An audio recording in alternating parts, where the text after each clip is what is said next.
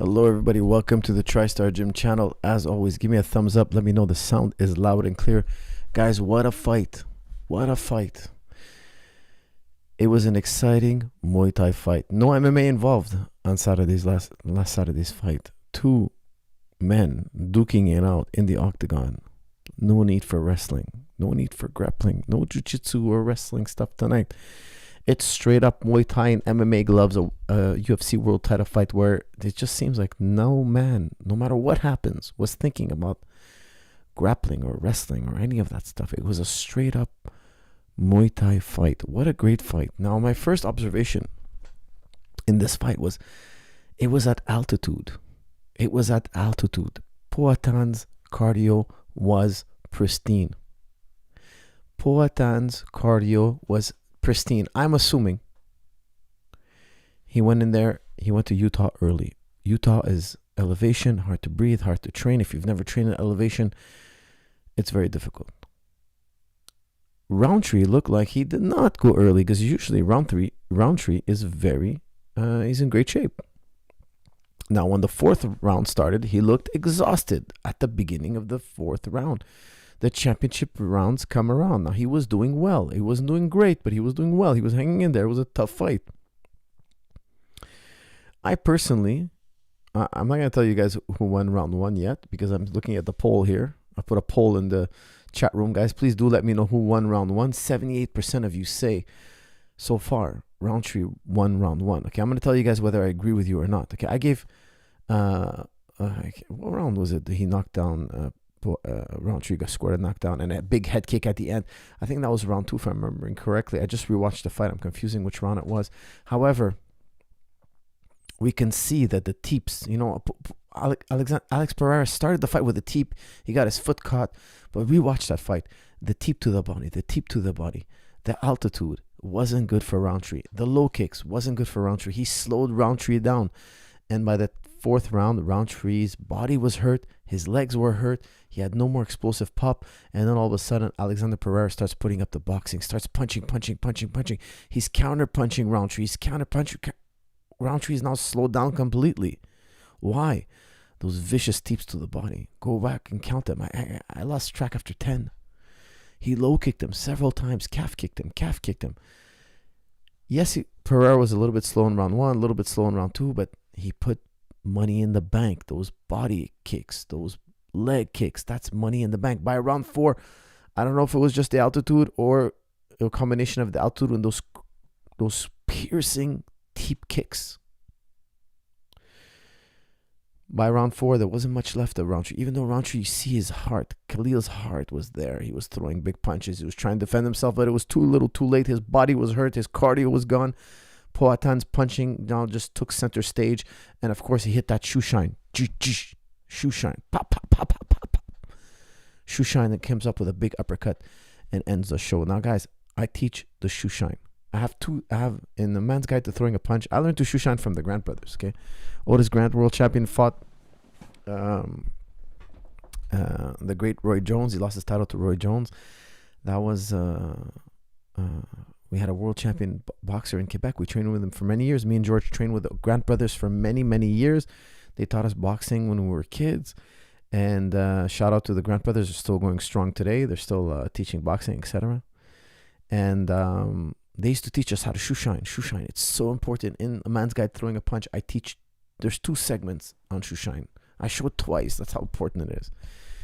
And guys, make sure to get A Man's Guide to Throwing a Punch. It's a crash course on how to defend yourself using boxing. I even show you how to go about if you're in a street altercation. Okay. Make sure to use Level Up 50 off. The promo code Level Up 50 off on the bottom of your screen. Go to jujiclub.com. Get anything 50% off. Use that promo code. Get A Man's Guide to Throwing a Punch. I teach you how to get in shape with boxing, how to develop a boxing routine. Boxing is the best way to get in shape. Guys, also make sure to pick up Strong and Stable Knees. I get people asking me all the time, is Strong and Stable Knees good for soccer, basketball? Yes, it's good for any sport. Okay, I teach you how to work your alignment, how to take care of your knees, how to build a strong back, how to build strong legs. I teach you it all. Okay, and Strong and Stable Knees, I also highly recommend Strong and Stable Back for Life and Strong and Stable Running. Super important videos, okay? Super important videos for any athlete in any domain. Okay. Make sure to use that promo code, guys. Don't buy stuff and then say, hey, I forgot to punch in the promo code. That drives my team nuts. Use the promo code. It's on. If you go to jujiclub.com, it's on there. We make it so easy for you to use the promo code. We make it almost impossible for you to screw it up, but believe me, people do. Guys, back to Rountree and Alexander Pereira. What else did we notice? What else did you guys notice? I noticed something crazy. The size difference was massive. Poatan is massive. How did Poatan ever fight at middleweight? How is that possible? He was massive. He looked 20 pounds heavier than Rountree. Now, Rountree, I gotta say, Rountree has a lot of heart. Okay, a lot of heart, a lot of power. He put on a great show. He fought hard. He fought tooth and nail. I just have a suspicion he didn't go to the fight early enough. The Utah altitude got to him. I think he could have made it all 5 rounds, very possibly. He knocked down Pereira. He head kicked Pereira. Like, he was doing well. It just seemed like he was getting fatigued. Now, I know a lot of you are going to tell me, Coach, that's nothing to do with Utah. It was the body kicks. I think it was a combination of the two, body kicks and being up in Utah, a brutal place to have your first world title fight. Think about it. His first world title fight is up in Utah at altitude with Alexander Pereira, arguably the most dangerous kickboxer alive. Think about that. That's a hard first 5-rounder. That's a hard first 5-rounder and a half. Okay, guys, you guys, 74% of you gave Rountree round number 1. I'll tell you something. I gave round number 1 to Alex Pereira. I didn't give it to Rountree. I was quite surprised, actually, that everybody was giving him round 1. I really would love for you guys to rewatch it, and I don't think he won round 1, even though I think it was a close round. And Rountree gave an incredibly competitive fight. He made it exciting. He made us believe that he could win after knocking down Pereira and kicking him in the head. A lot of us started believing, hey, he can do this. Now, again, I think the altitude and the teeps slowed him down so bad. And then Poatan, like a true vet, somebody with such incredible experience. You could tell his experience. He attacked the body. He knows he has 25 minutes. He paced himself. He got things done right. Pereira was landing a little bit more, but not as powerful, not as explosive as Rountree. When Rountree was punching and kicking, he was putting everything in there.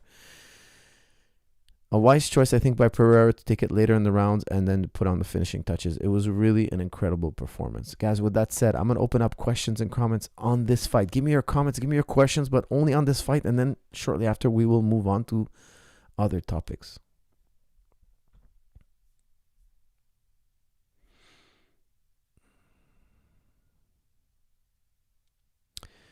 Tiago Silva says, not me. Round 1, Alex, no doubt. I totally agree. I thought he had round 1.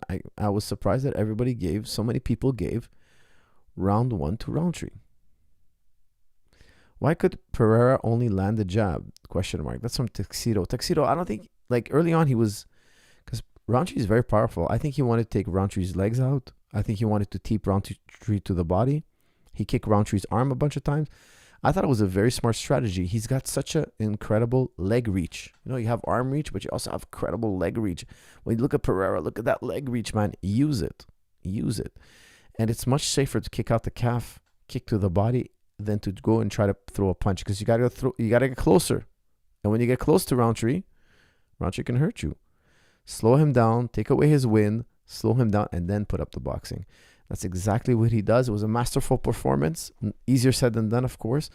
And you guys, if you watch those first 3 rounds, I mean, Rountree was throwing bombs, and some of them were just missing. And that's the way it is in fighting, you know. Sometimes really dangerous shots just miss you. And you could see John Wooden, he was saying, throw the third shot's going to land. Don't just throw, 1 or 2. Get to 3. Get to the third shot, because Poatan is so tall. I think he's like 6'4". I forget his actual height. But he's really tall. You could see the height difference, the size difference. Quite incredible. Pereira fought while being ill. That's why he was a bit angry and mean mugging. That's from Steph Imich. I saw a headline, Poatan or Alex Pereira fought injured. It was a Chael Sonnen video, but I didn't click on it and I didn't listen to it. But it would be interesting to see if he was sick or injured. I didn't notice it in the fight, let's just say. When watching him fight, I couldn't tell.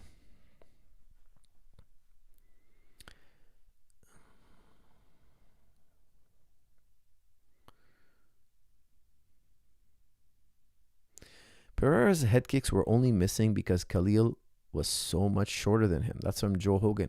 That one head kick he threw that missed, he got clipped with a left hook, kind of like cut the wrist around his head. And he flash dropped Pereira. That was exciting, man, because that could have turned to something. Love from Ontario. That's from Jimmy Johnson. Thank you, my brother. Thank you. That's very sweet of you. Khalil was a warrior for taking the beating. He definitely is world class, but Powhatan is looking unbeatable right now. That's from Harrington Ripata. Harrington Ripata, a member. Thank you very much. Harrington Ripata, you're 100% right. Khalil Rountree went out on his shield. He fought bravely. He put on a great performance. He entertained the whole world. But he was facing Alex Pereira, arguably the most dangerous striker ever. I believe it was 2-1 Rountree going into the fourth. That's from Harrington. Harrington, you're very optimistic. I don't know. A lot of people saw it that way. I believe the official scorecards were like that. I didn't think so. I thought Pereira had won round one. I gave round two to, I'm remembering now, it was Rountree. That was the round he knocked him down. And then I gave round 3 to Pereira. So round 4, the fight ended at round 4, but it was quickly Pereira's round.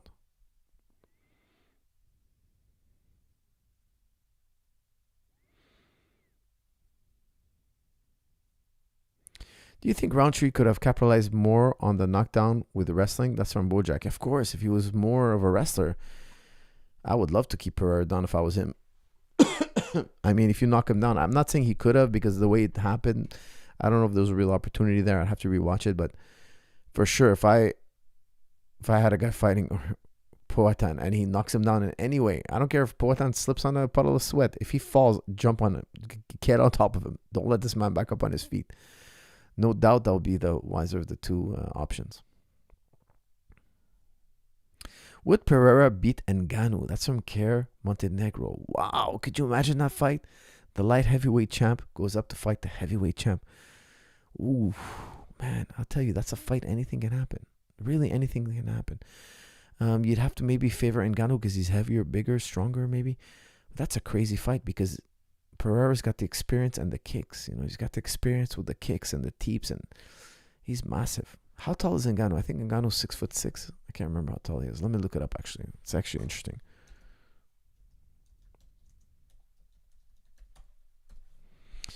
Let me see here. How tall is the Predator?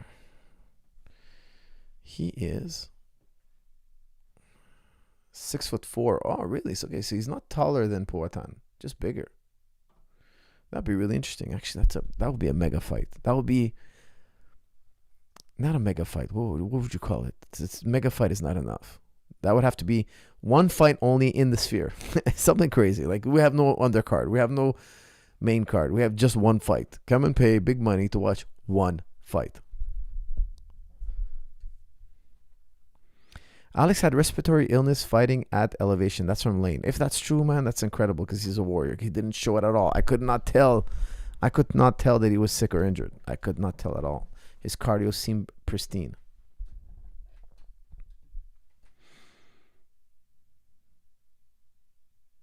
The key element missing for Khalil, I think, was precision. That's from Steph Imich. Steph, I'll tell you something. It's not easy to close the distance on a Powhatan. His reach, his experience, he fights with his hands down. So when you come at him, he throws his hands like he punches from the hip. Those are not easy angles to get past. It's just a really difficult thing to do. Precision is, it's a factor for sure. It's just really tough to do on a guy who's so seasoned.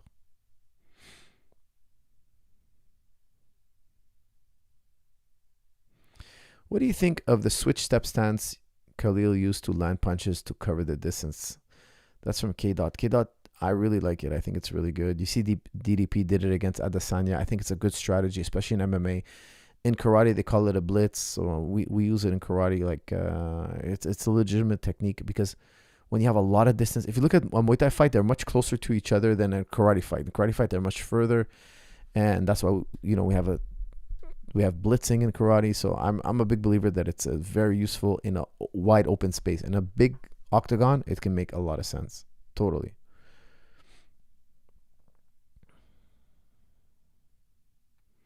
Imagine Pereira on the Uberim stack versus Ngannou. That's some tuxedo mask. Tuxedo. The Uberim stack. Are you talking about like the steroid stack? Oh, that would be incredible.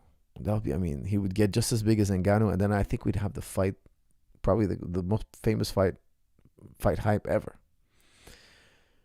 Is Pereira close to being all-time great? That's from Draco. Well, yes and no. No, because he hasn't fought everybody yet. There's still Ankalaev. He'd have to beat a few wrestlers. Like right now, it seems like the UFC is really giving him the fights that make sense for him to keep him champion. I'm not saying he didn't fight his way there. I'm not saying, he didn't deserve it. Of course he did. However, he has yet to fight a really highly experienced wrestler, okay, and master grappler and stuff like that. I don't think. I mean, how could they have sidestep Ankalaev now? I don't know how they can. But they might. They might find another fight for him somewhere. But I think Ankalaev would beat him. That's the real issue. First, don't you think Alex has his chin tested too many times in round 1 for him to win rounds? Low kicks and body shots pay dividends as the fight progresses. That's from Jeremy. What was the biggest shots that connected? I mean, I have to rewatch it. I'm going to rewatch round 1 later, but I didn't find that the punches connected so much because, I mean, for me, a body shot or a punch to the chin or a leg kick, it's all the same. It's really damage because sometimes a body punch is way worse than a punch to the chin. It depends. It all depends. You have to kind of guesstimate, okay? But you can't say the leg kick is always worse than a punch to the face or a punch to the face is always worse than a leg kick. That's not true. It's not really not true.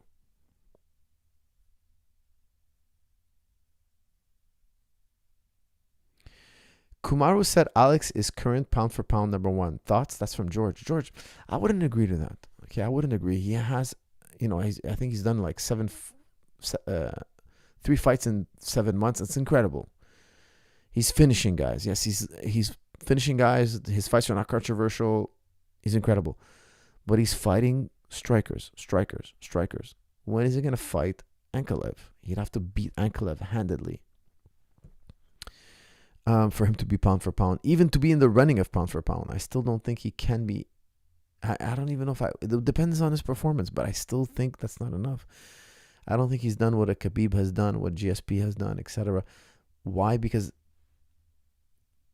look, Khalil Rountree has lost in UFC. Okay, so this is a great win for him, but it's not. He didn't fight a guy who was on a 10-fight win streak. Okay, so, I mean, let me go see what Khalil Rountree's. I'm forgetting now.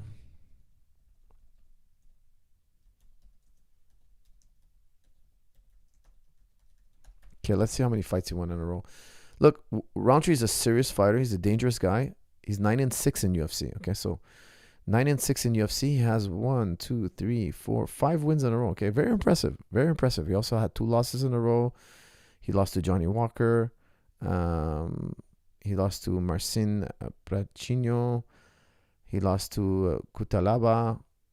Okay, now he lost to Pereira. So he's 9-6 in UFC. What other losses does he have in UFC?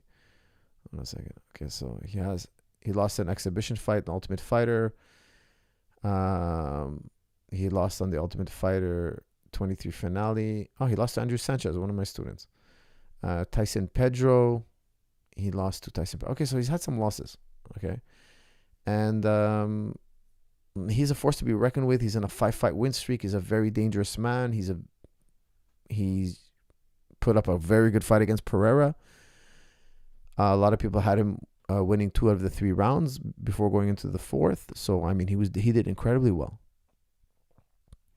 But it's not a guy on we've seen guys have bigger win streaks, more dangerous guys fight the champ and then lose. Okay, so that's what I'm trying to say. Like, I know how many fights did Merab win, in a row. He's done, he maybe had a more impressive streak. So imagine O'Malley beats him. You'd have to put O'Malley up, So it has to fight somebody like that. Somebody will he'd have to fight somebody on a huge win streak and beat them handily and not sidestep Ankalaev.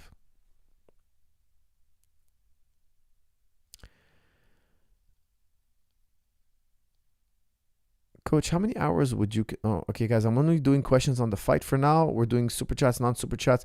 But let's give this fight a little more time. Why doesn't Ankalaev get Dagestani privilege? That's from Tuxedo. Tuxedo, I don't know if there's Dagestani privilege. Those guys really earn their fights. Okay, they really earn their fights. Look how long it took to give Islam Makhachev a title fight. I was telling you guys he's the uncrowned champion before he was champion. I was telling you guys this guy's the best guy in the division. He just doesn't get his title shot yet. Wait till he gets it. He's going to win. He's going to beat these guys. He's going to beat Chandler. He's going to beat Poirier. He's going to beat Bronx. He's going to beat them all. And now look, he's a world champion. But they took a long time to give him a chance. Time to make Pereira versus Jones/Aspinall. Nobody else stands a chance. I'm curious how well he would do against Gustafsson, Rampage, etc. That's from XCOD. I mean, Gustafsson, he was a great fighter once upon a time, but I don't think he's not in the running anymore. And maybe you mean in his prime, I think it would really hurt Gustafsson. Okay, just my opinion, guys. I really think his style would really be bad for Gustafsson. Rampage, I think he would annihilate Rampage. Just like crush him. He'd just crush Rampage. John Jones would take him down and beat him. Aspinall would take him down and beat him. Ankalaev, I think, can beat Pereira. Tough fight, but I think he can beat Pereira. And he has to fight one of those names. He has to fight Ankalaev. That's the fight he's got to do.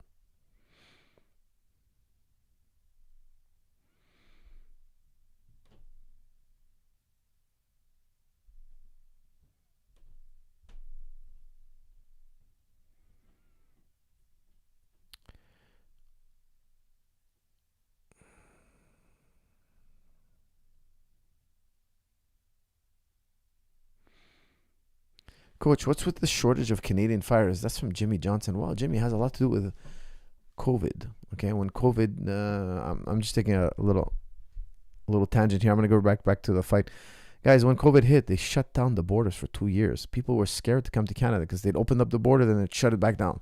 They'd open up the gyms and then they'd shut it back down. That was a really bad 2 years for us. Really bad. I mean, they shut down everything. You guys, I'm not going to go back into it, but, I went through a lot of heartache with fighting for my gym, fighting for everything, trying to start anyways, it was a very difficult time. And hopefully it's done for good. But that was a major blow to our sports because they would only allow one sport, hockey. That's it. If you're a professional athlete, there was only one sport allowed, hockey. Craziness, madness. I don't want to get into it anymore, but it was a nightmare for us all for about 2 years. It was a major nightmare. Okay, guys, I think we've done this fight. It was a great fight.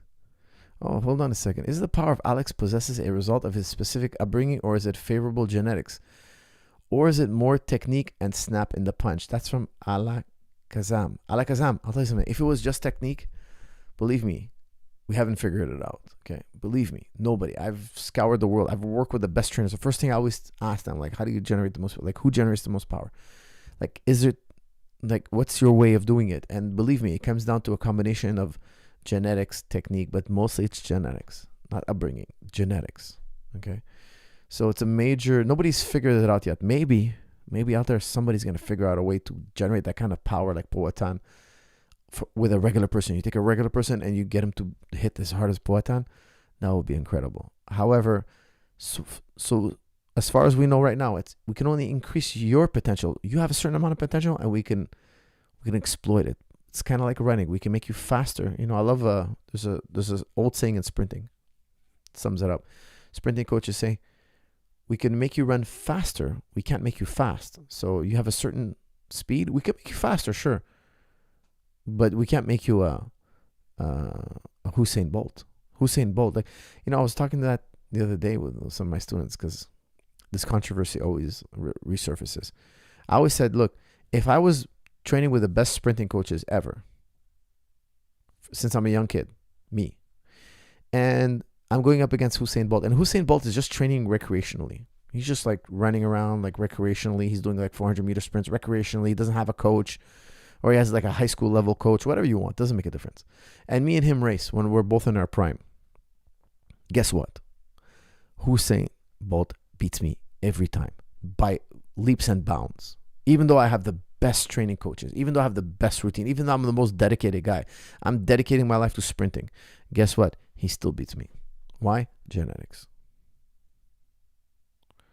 Coach, do you think Raquel Pennington got robbed? That's from Harrington. Harrington, I didn't see the fight. Unfortunately, I didn't get to see the fight. But I did hear a lot of people saying she was robbed.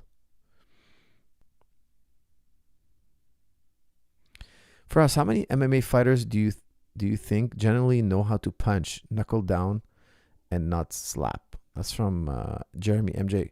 A lot of almost all MMA fighters, professional MMA fighters, know how to punch. Now there are a few guys who really specialize in grappling and wrestling, and they're not good punchers, but that's very few of them nowadays. All of them learn how to punch. They all turn their knuckles over. The reason why you see them hit a slap sometimes with the punch, it's not because they don't know they're supposed to punch with these two knuckles. Okay, it's not because they're not able to figure that out. It's because they missed. That's it. The guy in the octagon wasn't standing still. He wasn't a mitt. He wasn't a punching bag just hanging on a chain. He was moving around. He wasn't letting me hit him. So when I threw the punch, I thought it was going to be here, but he was really over there. So I kind of connected wrong. People often think, oh, look, he doesn't know how to punch. He punched with the wrong part of his hand. No, he just missed. That's how you got to think of it. Like, I've never seen MMA guy hit the pads with the palm, like slapping punch. I've never seen that. That's just next. They all punch with the correct knuckles. Okay.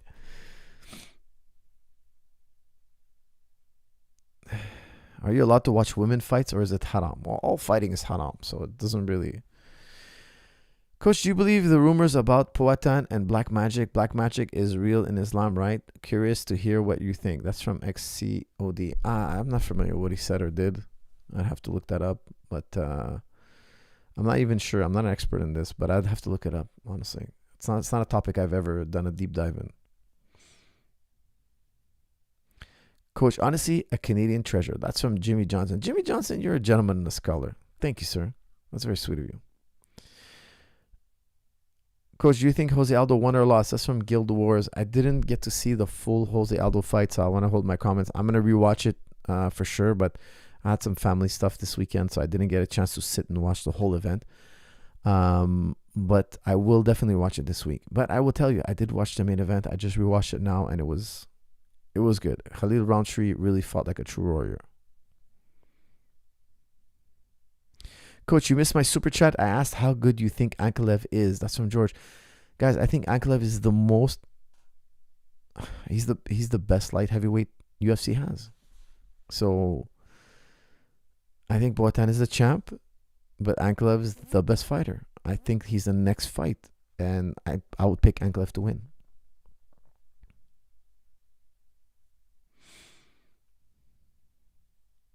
Does being bigger give you a better chin? It seems like a 6-foot guy weighing 200 pounds would take a shot better than if he was 150. If he was 350, I don't think that's much better than 300. That's from Steve Spiros. You know, there's an old saying, the bigger they are, the harder they fall. I've noticed that to be true and untrue. Sometimes it's just like, it's really hard to tell. It's a really good question. I don't know. I mean, we don't have a lot of footage of smaller guys fighting bigger guys at a professional level. Now, it does exist in Japan. It has happened. Because Japan, they're crazy and they do crazy fights where like guys are 100 pounds weight difference and they let them fight. However, it's generally, look, there's a reason why there's weight classes, okay? Because there's physics, okay? A guy who's 100 pounds smaller than you is not going to have a great chance unless he's far more skilled. If he's far more skilled, then he has a good chance. However, like we've seen guys fight sumo wrestlers, bodybuilders, and the bodybuilders get crushed. Yeah, it's because they don't know much. You know, they have only a year or two of training or 2-3 years of training, and they're facing a black belt who's a killer, who's been training a long time. And yeah, you'll see the little guy win. However, if you have two individuals who are highly trained from a young age and they have 50-pound difference, 100-pound difference, the bigger guy is going to have a major advantage. Okay, it's major. Coach, what are the limits of Israel's behavior, if any? That's from Port Film Co-op. That's a tough question. Look, guys, today's October 7th. Okay, and I'm not doing this podcast because it was October 7th. It just happened the evening I have available. October 7th marks 1 year now. 1 year since the first attack by you know who. I don't know if I should say their name because this video will get flagged, but the group that attacked. Look, I'm not a fan of this group. I think October 7th was a very, very bad thing. Why? Because innocent people got killed. Okay, and I understand soldiers fighting each other, killing each other, but I think we can all agree, both sides should agree, we should never kill civilians. And if people kill civilians, we should condemn it. No excuses. No excuses. Because right now, as you say, you're asking me what are the limits of Israel. They're using October 7th to justify everything that they do. But if you use October 7th to justify everything that you do, then you're justifying what the other group did. Okay, what the H group did. The H group, they're saying, look, you guys did October 7th to us so many times. It's been 75 years of regular October 7ths. That's why we justify what we do. You cannot say, on one hand, nothing justifies October 7th. You know, there's really say nothing justifies it. And then use October 7th to justify everything you do. Because you're saying that nothing justifies these inhuman acts. But then you go and you do the same inhuman acts. You kill civilians, you bomb civilians. And under the guise of, oh, we kill civilians by accident. That's just another excuse because you know it's the most densely populated area. You know you're dropping 2,000 pound bombs. You're bombing refugee camps. You know it's highly illegal internationally. It's against international law to bomb a refugee camp. Nobody does that. Israel does it on a regular basis. On a regular basis, they kill people sitting in a refugee camp. They tell you go in the safe zone, then they bomb the safe zone. There's no denying it. We have reports from every international group. Every international group is reporting tons and tons of war crimes, both before and after October 7th. Okay. Now my screen just like, my YouTube feed just like went off and on. I don't know, it's because I'm talking about the subject or anything like that, but Hamas are funded by Israel. This is all engineered. That's some tuxedo. Guys, I totally agree. I don't want to get too much in conspiracy theories, but it's very true. Israel has funded Hamas. Let's call them Hamas, okay? They funded them. They put them in power. Now they're going to say, yeah, but we're trying to give them a better life and we're trying to upgrade their lives so they don't have to fight us no more. I don't agree with that because 97% of their... Guys, if you know, there's so much to know. It's just so much. Look, the Palestinians, don't take it from me. Go see what human rights groups say. Human rights groups say, they all say the greatest humanitarian crisis is Gaza. In the world, the entire world is Gaza. But before October 7th, it was a humanitarian crisis. 97% of their drinking water was undrinkable. 97%. Why? It's all blocked by Israel. Israel doesn't allow them purification centers. They don't allow them access to water. They take away if they collect rainwater, they take it away from them. They bomb their rainwater. Israel claims that the water that falls on Gaza belongs to Israel. They lay claim to it on all of Palestine. All water that lands on Palestine, they claim it. Why? Why would they claim water that they don't need? Well, the reason why is they don't want Palestinians growing crops. Because if they grow crops, they'll have an economy. They'll have food. Israel wants to control all the food that goes into Gaza. And they do. They control everything. Okay, why? They put them on a limited amount of calorie. All this is to engineer that they want them to leave. Why? Here's why, okay? They do the math. The Palestinians have larger families. They populate more. So over the years, the Palestinians will become greater and greater in number. And people are going to be like, hey, they're an eyesore. Let them have their freedom. Let them have their rights. And then one day you're going to have people petitioning for their human rights. And what happens when they petition for their human rights? The whole world is saying, hey, we want everybody to live equally around the world. Well, you're going to get a majority of people getting a vote one day. They're going to move up in the world, just like how the blacks moved up in the world when they came to the New World. The whites took them as slaves, and then they emancipated them. They had no choice. They had no choice to emancipate them.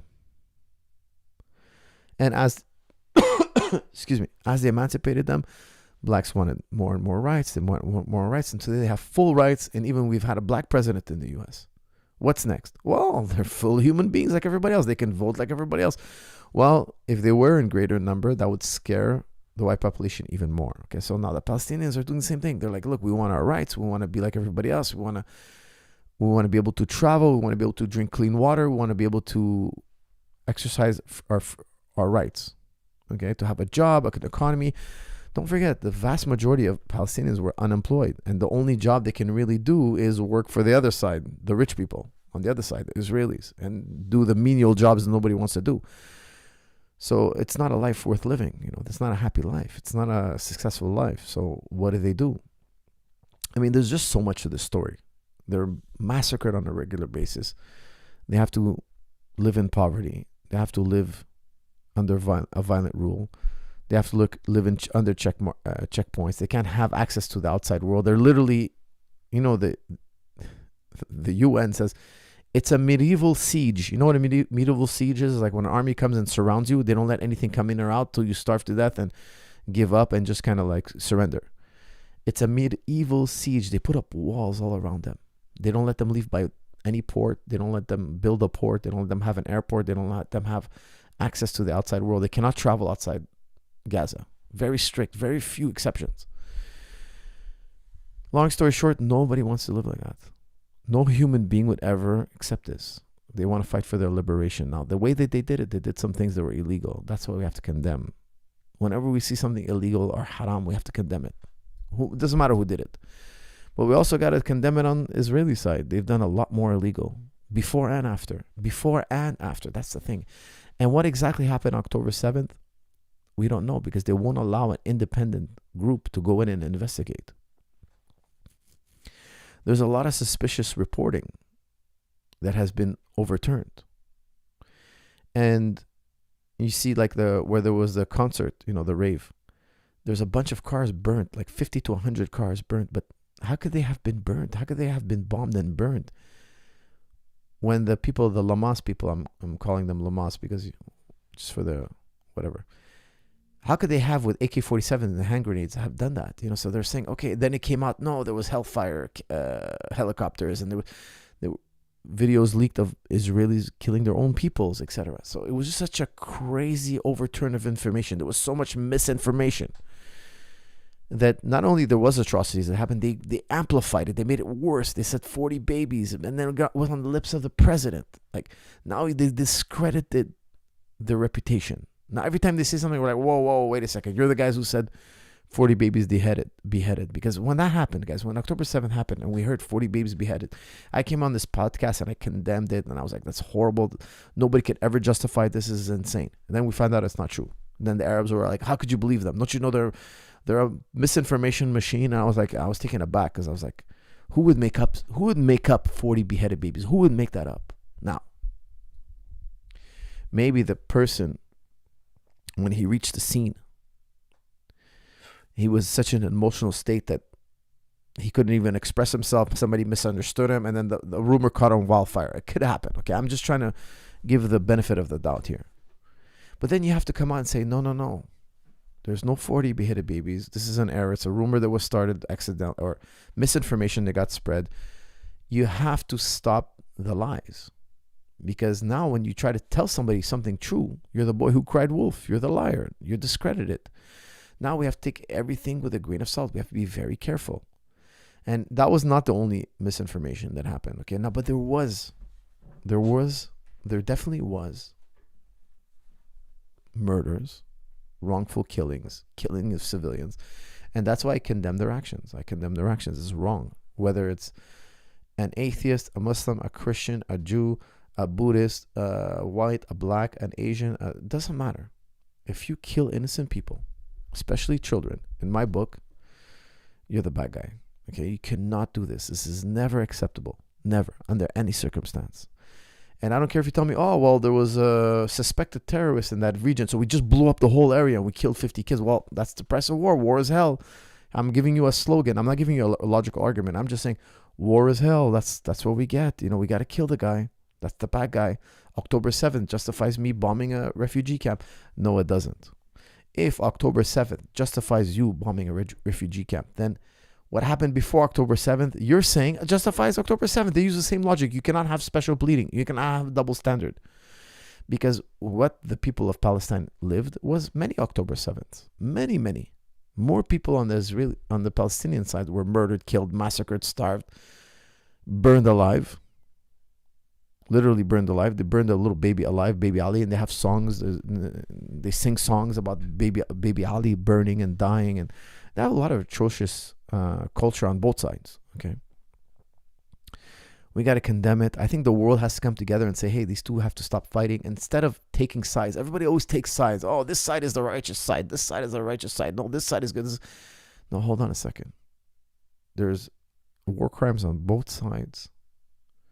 There was illegal activity on both sides. Those responsible for those legal activities must be punished, brought to justice. And that's how we deflate the situation. And we need to have leaders and a new culture to arise where both groups now start to see a future of living together. That's the truth. A future of living together with reparations, with the right of return, with making justice a priority. After we have justice, we can have security. Everybody will have security. Why? I don't feel like I was wronged. I don't feel like I need revenge. I don't feel like I need to go and take what belongs to me. I have what belongs to me. There needs to be a justice, a sense of justice and or reparations. We have to make things right. We have to go back and make things right. And then once we make things right, we can really look forward to a prosperous future. Because here's the thing, Israel, the way they're going now is, look, we got to be safe, so we got to kill all our enemies. Well, guess what? They got to burn the whole world. They're going to have to burn the whole world. Why? Because every time they burn and kill people, they make more enemies. And every time they push their borders, the people at the new border, now they're scared. And like, hey, these guys will keep pushing forward, fight them off. And then they keep expanding. And they keep expanding. And now they're in Lebanon. Guys, by the way, I'm Lebanese. I have family there. Now they're burning Lebanon. Why are they burning Lebanon? Well, Lebanon's dangerous to us. They fire at us. Well, why are they firing at you? Because you occupy parts of Lebanon as well. People don't know that. They think they only invaded Palestine. No, they've occupied Lebanon as well. They occupy Lebanon. Now they want more of Lebanon. Well, guess what? You're going to have to take the whole thing, and you have to keep going, because the more you go forward, the more people are angry with you. It's just a vicious circle, a horrible strategy. I don't know how long it can last. I think it's a horrible, horrible strategy to go and piss off your neighbors like that.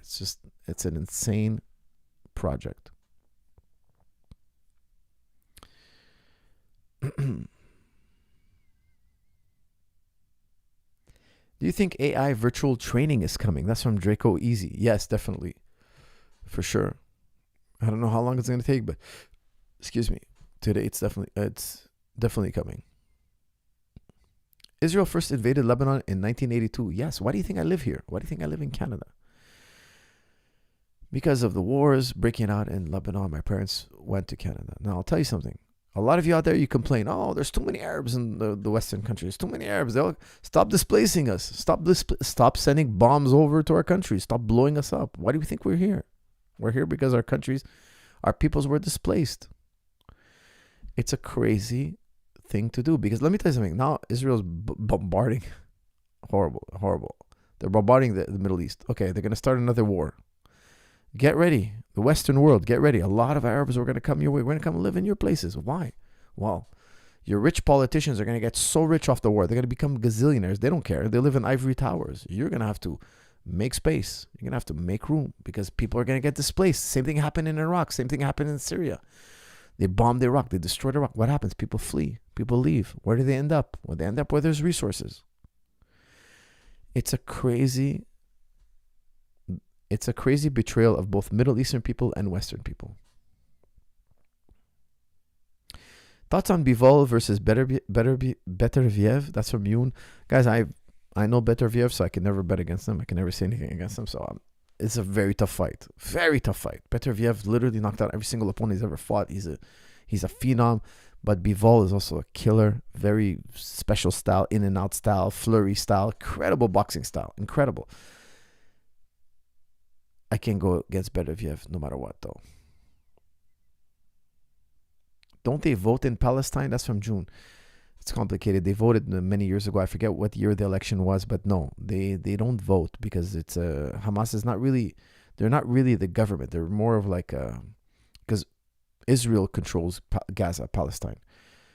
They're more of a like uprising. They're more of a they voted for them once upon a time, yes, but now it's not really.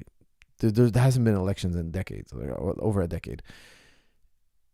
The people who are adults now never voted for Hamas. Like the vast majority of them, like they were too young to vote. They were the vast majority of the people involved in October 7th didn't exist when the conflict started, right? None of them existed. They had never been outside of Gaza. Their young kids grew up in a prison. They were born in a prison, grew up in a prison, and they're like, why are we so poor and impoverished? Oh, well, we used to live across, not far away from here, but then they kicked us out. like 70% of the people in Gaza are people who are pushed out of Israel, the Nakba, and or their descendants. Okay, so you're talking about like nearly 1 million Palestinians, 750,000 Palestinians pushed into a little corner, and then their descendants. Now they're 2.1 million people. Now, not all of them are from the Nakba, but a lot of them are, the majority. They're from the Nakba or the descendants of people who suffered from the Nakba. So that's the whole point. Everybody wants them to go back, right of return. You have that property, you own land. Why did they kick you out and put you in this little corner? It's illegal, it's wrong, and of course there's settlements in the West Bank. For those of you who don't know, like basically they kick out Palestinians at gunpoint and they just take their homes. That's just what they do.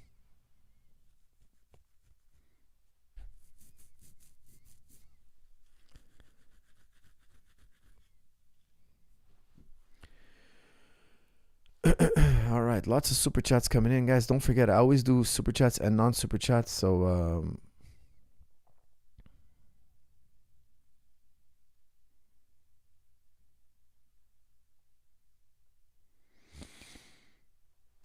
hey, Coach, can you please explain more about your active fasting routine? It wasn't in your fasting for fitness. Thank you for everything. What do you mean by active fasting routine? I don't understand what you mean. No, it's all in fasting for fitness. So, Bob, I'm sorry, but I misunderstood. I'm not understanding what you're saying. What you mean by active fitness routine? It's all in fasting for fitness. Everything I do is in fasting for fitness. Please check it out.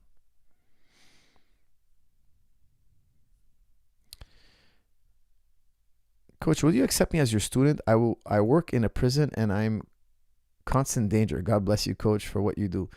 That's from Rob Lobster. Well, Rob, if you come to TriStar Gym, I will definitely love to have you in class, and I'll keep a close eye on you. I was just watching this weird prison show where they unlock the prisoners and they kind of let them commune. I forget what it's called, but it's actually quite interesting. You know, I wish I could run a prison. I wish they would let me. Hey, Coach, come take over the prison. You're the new warden. You're the new warden. You're the guy, man. You're the one who gets to control. And we're going to let you do what you want. I would love to run an experiment because I'll tell you something. Man, I wouldn't run it the way they do in America, man. It wouldn't. I find it crazy. I find it crazy how they run.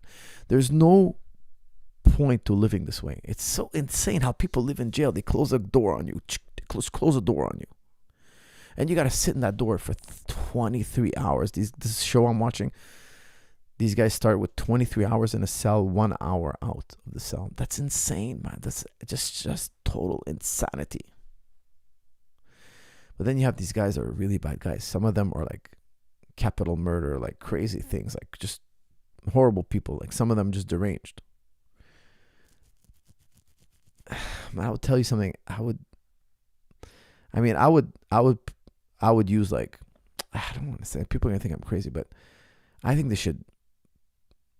I think it's too cool to go to jail. Like they go to jail, they do 10 years, they come out, they're famous, they're cool because they're hardcore, they went in jail. No. I wouldn't do it that way, man. Oh, man, there's some countries like they cane you. You know, they cane you. Like you don't want to get caned.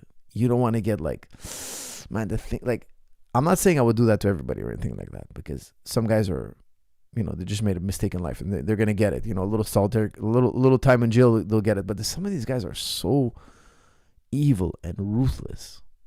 And when you give a guy like 70 years, what does he have to live for? He's in jail for 70 years. He will kill another guy in jail. What are you going to do? Add 20 years? Like, you can't do anything to him. He's in here forever. There's always got to be something I can do to the guy because that guy doesn't care about doing any evil. It's just an insane project. And think about it. Every prisoner costs the taxpayer about $100,000 a year, like $50,000 to $100,000 a year, some way more. That's a crazy. There's like 5 million people in jail in America. That's a lot of money, man. That's a crazy amount of money. Like you have better healthcare if you're a prisoner than a citizen. It's just insane. I find it so insane. I don't know exactly what the answer is, but they have to sit in the room. Some people have to sit in a room and rethink this because the prison system in America is crazy. There's like 5 million people in jail. That's an insane amount of people. It's not working. People aren't scared about. They're not scared. They're not deterred from jail.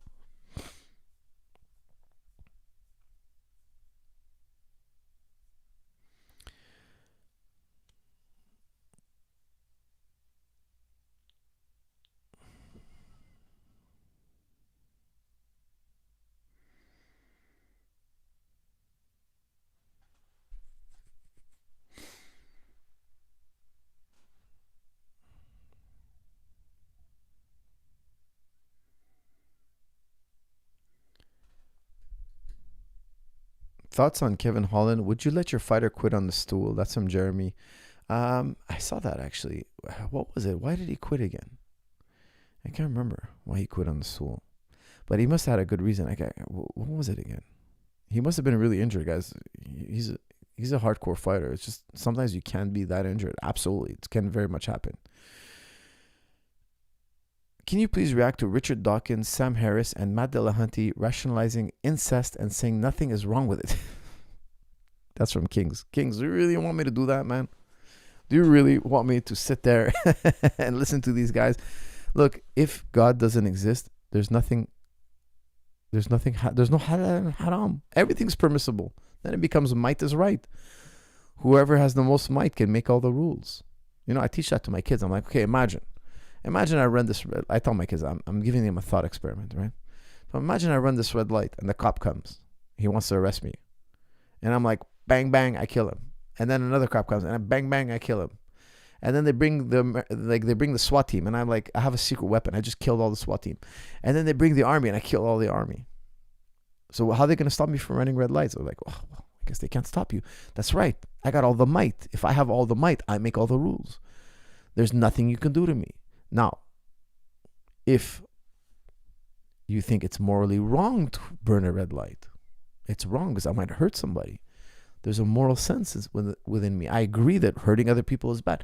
If you have that belief, okay, well then I don't need to be arrested by the police. I don't need the police to chase me. I don't need the SWAT team. I don't need the Canadian Army. What I'm trying to say is that if there is nothing above me, if there's nothing to tell me, if there's no consequence, if there's no higher power to punish me, then everything's permissible. Everything is permissible as long as there's no higher power to punish me. So for them, they can't tell you incest is wrong, immoral, because for them, if you're not producing any children, if let's say I know it's disgusting, but imagine like a father and son. Okay, there's no chance of anybody getting pregnant here and they're going to have a disabled child or anything. What's wrong with it? Nothing wrong with it. Now, it all turns our stomach. Everybody gets weirded out. And that's like, wait, something is wrong. It feels wrong. It's disgusting. It's like horrible, such a horrible thought. But as an atheist, you cannot rationalize it because if there's no God, there's no right and wrong. Morality is just like whatever you find acceptable, whatever you find attractive or unattractive. That's really what it is. It becomes aesthetics.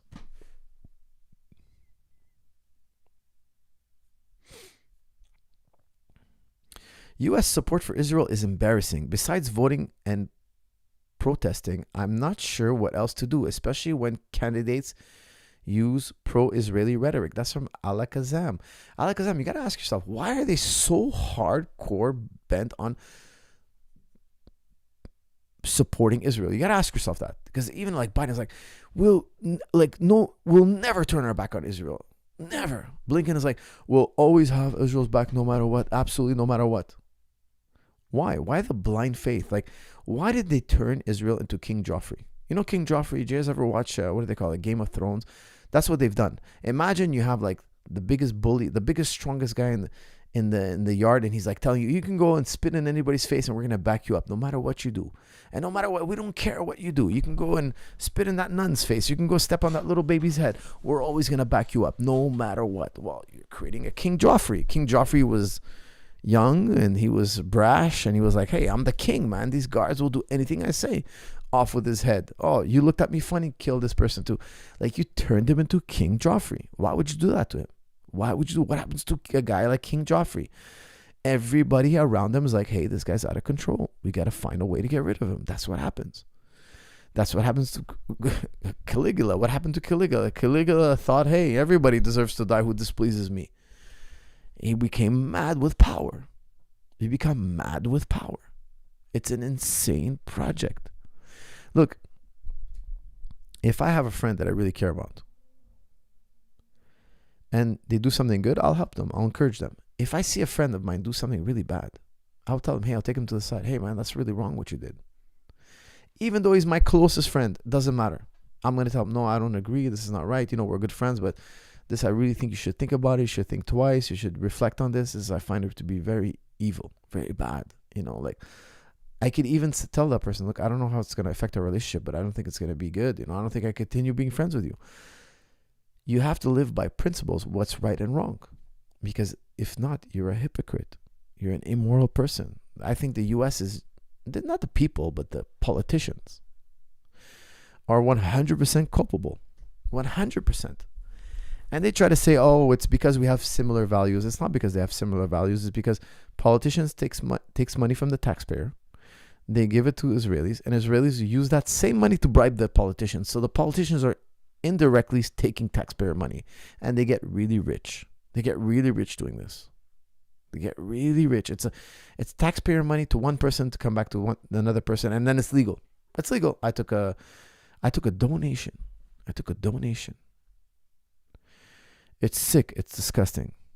It's disgusting. And I don't think it lasts forever.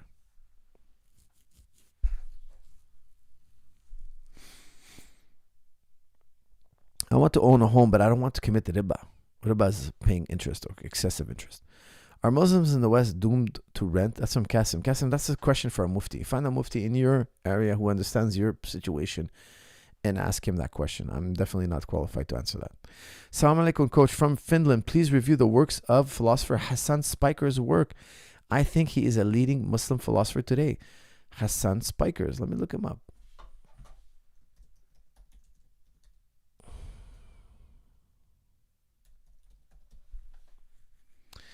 All right, Hassan Spikers. Maybe we'll get him on the show. Let me look him up. Let's see if he has any YouTube videos. Hassan Spikers, philosopher. Look at this. Another Muslim philosopher that I can... Hassan Spiker and Tumula's official. All right. Oh, look at that. He was on Blogging Theology 2 weeks ago. All right, I'll listen to that. That's for sure. Well, thank you very much. That's cool. I didn't see this episode. I'll look it up. Another Muslim philosopher to look into. Okay, great. Thank you very much. Appreciate it.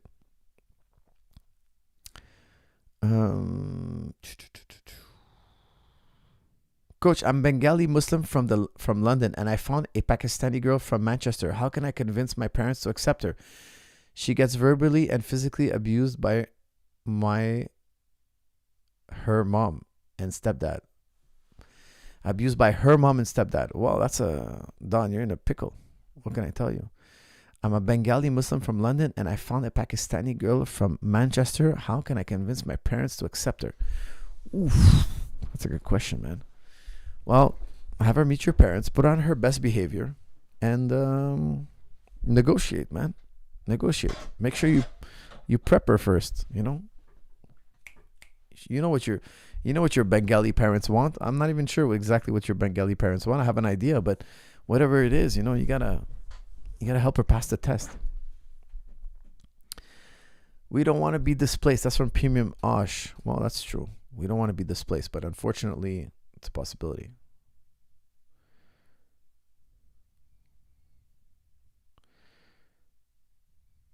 Our leaders more like Saudi Arabia's leaders. That's from Tuxedo. Well, I'm not too familiar with Saudi's politics, to be honest with you, so I'm not gonna make a comment. But I'm uninformed. I don't follow what they do. Coach Faraz, did you see an opening for Khalil to do a knee stomp, just like he did against Modestas Bokakis? I thought I did, but looked like he couldn't pull the trigger. I did not see that. Oh, the knee stomp, like when he kneed him kind of in the chest. Was that the fight? I'd have to relook it up again. But no, I didn't see any opportunity for that, Mike. I will maybe watch it again and try to have a closer look. But that's, I didn't think he'd had an opportunity really, because it's hard to knee such a taller guy. It's really difficult.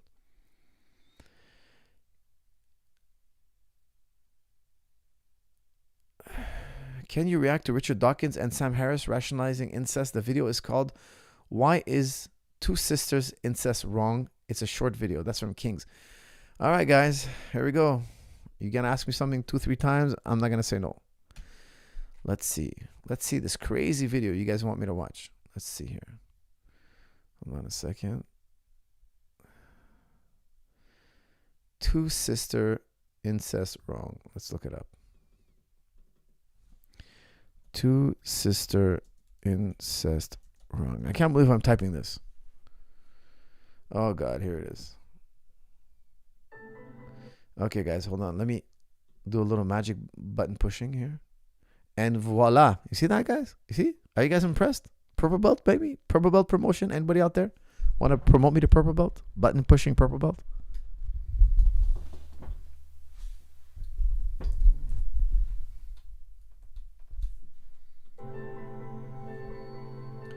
Let me know if the volume is good, guys. Give me a thumbs up if you guys can hear the video.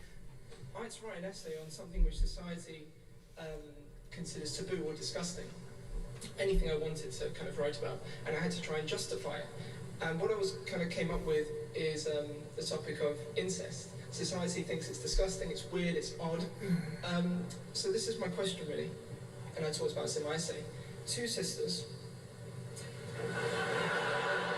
You see, it's an odd subject. Is this a penthouse letter? You've got our attention. It's an odd subject. People automatically think it's disgusting. The two sisters, they're in love. You're off to a good start. Yeah. Well, I'm hoping you'll talk about this and not also say it's disgusting. But two sisters, they can't produce children which are disabled, they're in love, and they're not harming anyone. So my question is, apart from saying it's disgusting, weird, and therefore wrong, can you give one good reason as to why two people who are in love and not harming people shouldn't be together? Just one good reason that's not, it's disgusting, just like people said against homosexuals. Okay. Yeah, it's a very clever device to make it two sisters. I think that's brilliant.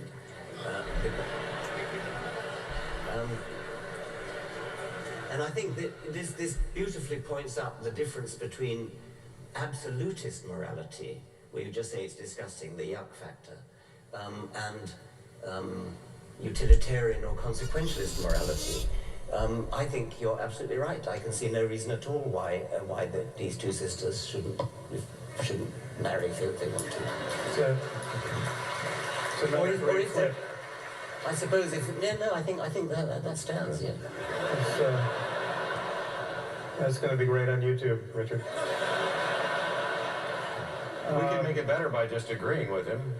Well, one thing I would add here is that disgust as a moral emotion is obviously this is part of our evolutionary inheritance, but it is a very bad machine for producing moral wisdom. And what is disgusting in one context or one cultural context is often not in another. And I'm not. I think there is a truly universal way of solving the question of how to maximize human well-being. As it's not even to say that there's only one right answer, but there's certainly wrong answers. There can be many right answers, and there's certainly many wrong answers. And they're wrong not just for you and me and everyone in this room, they're wrong for everybody. Cutting the head off your child is a bad way to raise that child to be a functional adult. And so that's one wrong answer, number one. But this issue of incest, in this case, this is a thought experiment that the psychologist Jonathan Haidt has used to great effect to produce a phenomenon that he calls moral dumbfounding, where he'll produce an example like that, and he'll ask people whether it's right or wrong, and they'll have a very strong disgust-based sense that it's wrong, but then when told to give a rationale for why it's wrong, they basically come up with this very lawyerly opinion that is just a kind of confabulation. It doesn't really intersect with any kind of moral philosophy. I think one of the consequentialist point I would make is that in the local case, it might well be not wrong for two people who can't have kids and can't suffer in any way to be, prosecuting their taboo love for one another. But I think part of the consequences are just what happens to society, what happens to other relationships, what happens. You're in dialogue. You're not in a moral solitude usually with your behavior. And another example is why when someone dies, why don't we just chuck their body in the garbage, right? So it's all the same to them. There's no one to suffer that desecration. but that the point of treating a dead body well is because of all the good it does for the living, right? The way it honors our relationship with the people we still love and have spent our lives connected to. So, and not just the people in their life, but that individual as well. This question's come up to me. Sam and I advocate for very almost identical versions of consequentialism. If you live in a society where you know that there's a likelihood that your body's just going to be thrown in the trash, or that your organs are going to be farmed out, and this isn't what you want, you have a particular view, this diminishes the quality of your life while you're living. If you live in a society where you understand that we're going to respect the wishes of people after they're dead, this increases the well-being of your life while you're living. That is not inconsequential. That's something that you have to consider. It's not just about the other people in their life, it's about the quality of your life leading up to your death. If you were living in Logan's Run and you knew the secret, oh, sorry, spoiler, they're going to be killed.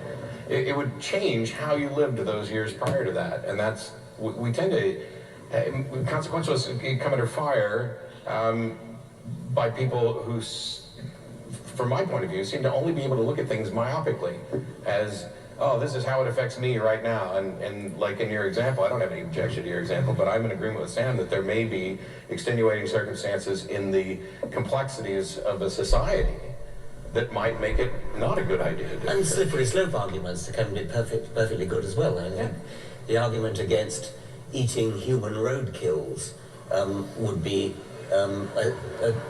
where there's nobody to mourn them. There's probably an argument against using the phrase even, I would think.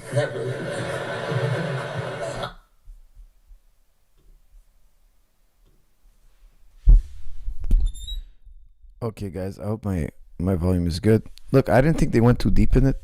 They didn't go too deep in the subject. They just said basically, look, I don't find there's no logical reason. There's nothing logical about it. You can't logically say something is wrong or right unless he brought up consequentialism, unless it brings up about some harm. So if you say a brother and a sister, well, if you have a brother and a sister, that's wrong. Why? Because they can have a baby. If they have a baby, that baby's going to suffer. That baby's going to wish it was never born. It's going to have all sorts of defects and all sorts of troubles. Okay, so for that instance, let's not allow brother and sister. But that's why Dawkins was saying, oh, you made it really brilliant by saying two sisters. By saying two sisters, now there's no chance in them being pregnant. So now it's just bodily pleasures. Why would you object to them having their bodily pleasures? Because the gentleman said after, well, then you could just basically say it's two men are wrong. You know, it's just bodily pleasure. There's no consequential issue. Now, in terms of two men, you can argue there are consequential issues. Okay, why? Because certain diseases are found more in certain relationships. So if you have a man on man, you have more, it's more widespread. Okay, certain diseases. You have incontinence. So if you have a man on man type relationship, you can have incontinence. Incontinence is when you lose control of your bowels. Okay, you're going to need to wear a diaper. That's about 10 to 15% of the cases. People who practice that lifestyle have that issue. There's other diseases. You have to look up the diseases. I'm not going to mention them now, but there's diseases you can get. Okay.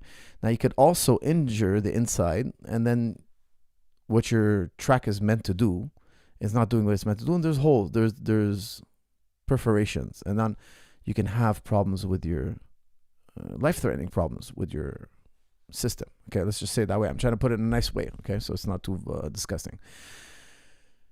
These are physical issues.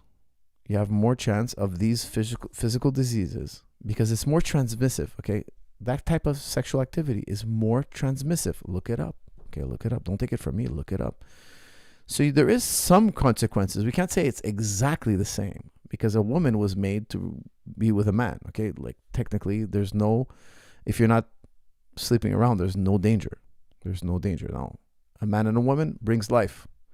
A man and a man will never bring life. Okay, so they're saying a sister and a sister won't bring life, and there's none of these other issues. It's not more transmissive. It's not more dangerous to the person. They're not gonna have incontinence, etc., etc. So the two sisters was like a really good example. It's unappealing to the masses, right? Thinking of two sisters, all of us will kind of cringe, and that's weird. But there's no consequence. What's the consequence? What's the evil consequence? Well, I would say this. if you're involved with your sister, how could you find somebody to create life? That's a consequence. There's an opportunity cost. Because you're in a relationship with your sister, you can't be in a relationship with another man.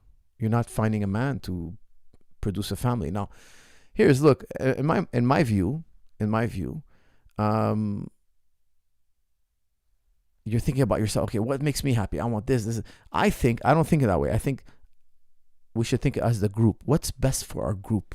Okay, so it's a different paradigm. I live in a different paradigm. What's best for the group? Well, what's best for the group is if we propagate ourselves. We grow in number and we propagate our culture. That's what's best for the group. We want to keep the group alive. Now, in certain cultures, we think more individually. Like in the West, we think more individually. What's good for me? Well, I don't care about the group. The group, that's secondary. Well, I don't think that way. A lot of people don't think that way. So that's another consequence, I would say. You're thinking as an individual. What's best for me? What makes me happy personally? Not what's best for the group, etc. Okay, so there could be many arguments made back and forth, and then people are going to be like, this one I agree with, that I don't agree with, and they're going to choose a worldview and a paradigm. Now, personally, I'm not convinced that I should pursue my own happiness, because I believe if I pursue my own personal happiness, I will eventually be miserable. Okay, that's my own personal understanding of the world. That's why I think human beings are meant to connect. We connect psychologically with each other. We connect physically. We share things. Human beings were meant to connect. When you can't connect with people, you become a loner. You become alone. Most people, not all, most people will become crazy. Okay, they'll lose their mind. They'll become depressed. They'll feel unhappy. They'll be miserable. The more you can connect with others, the more you feel like you have common interests with the people around you. You have common likes and dislikes, and you people around you understand you, and you have a connection with them. You're going to feel a sense of well-being and belonging. And that's a very positive thing.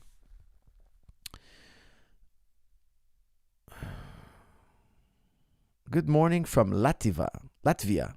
Every time I see croissant, I remember you saying not to touch it. Strong and stable as ankle coming. That's from Alexander the Great. Alexander, you're great, but for many reasons. One, you're funny, and two, you don't eat croissants. Okay, croissants, when you look at the satiety index, they rank among the lowest foods ever. So they're highly unnutritious and high in caloric density.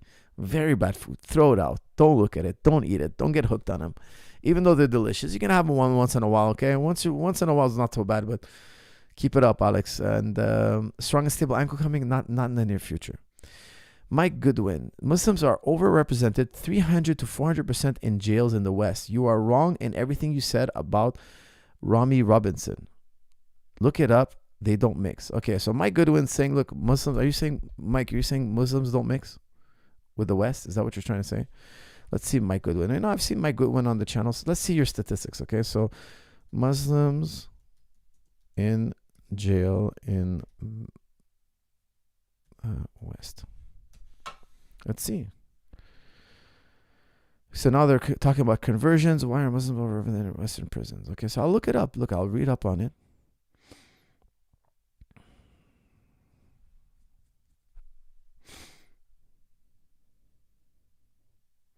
Okay, who's this written by? Stop Hudva Shpa. Okay, I don't know what this 9-minute read.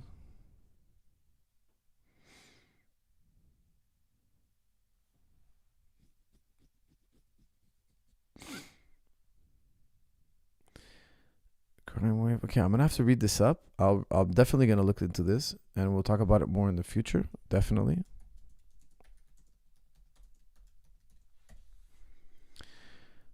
Let's see here. Scream life of Muslim inmates. Inmates turning to Islam more than Christ in prison. Maybe there's a lot of conversions. I have to look into it, but I'll tell you something. Okay, let's say you say that about the Muslims. Okay, let's just say we agree with you for argument's sake. Are you going to say the same thing about the black population? Mr. Mike Goodwin, could you please answer in the chat? Should we also get the blacks out? Let's see if Mike Goodwin's going to say yes to that. Okay, I'm listening. Because the majority of people in jail are black and Latinos. So do we get the black and Latinos out also? Please answer the question.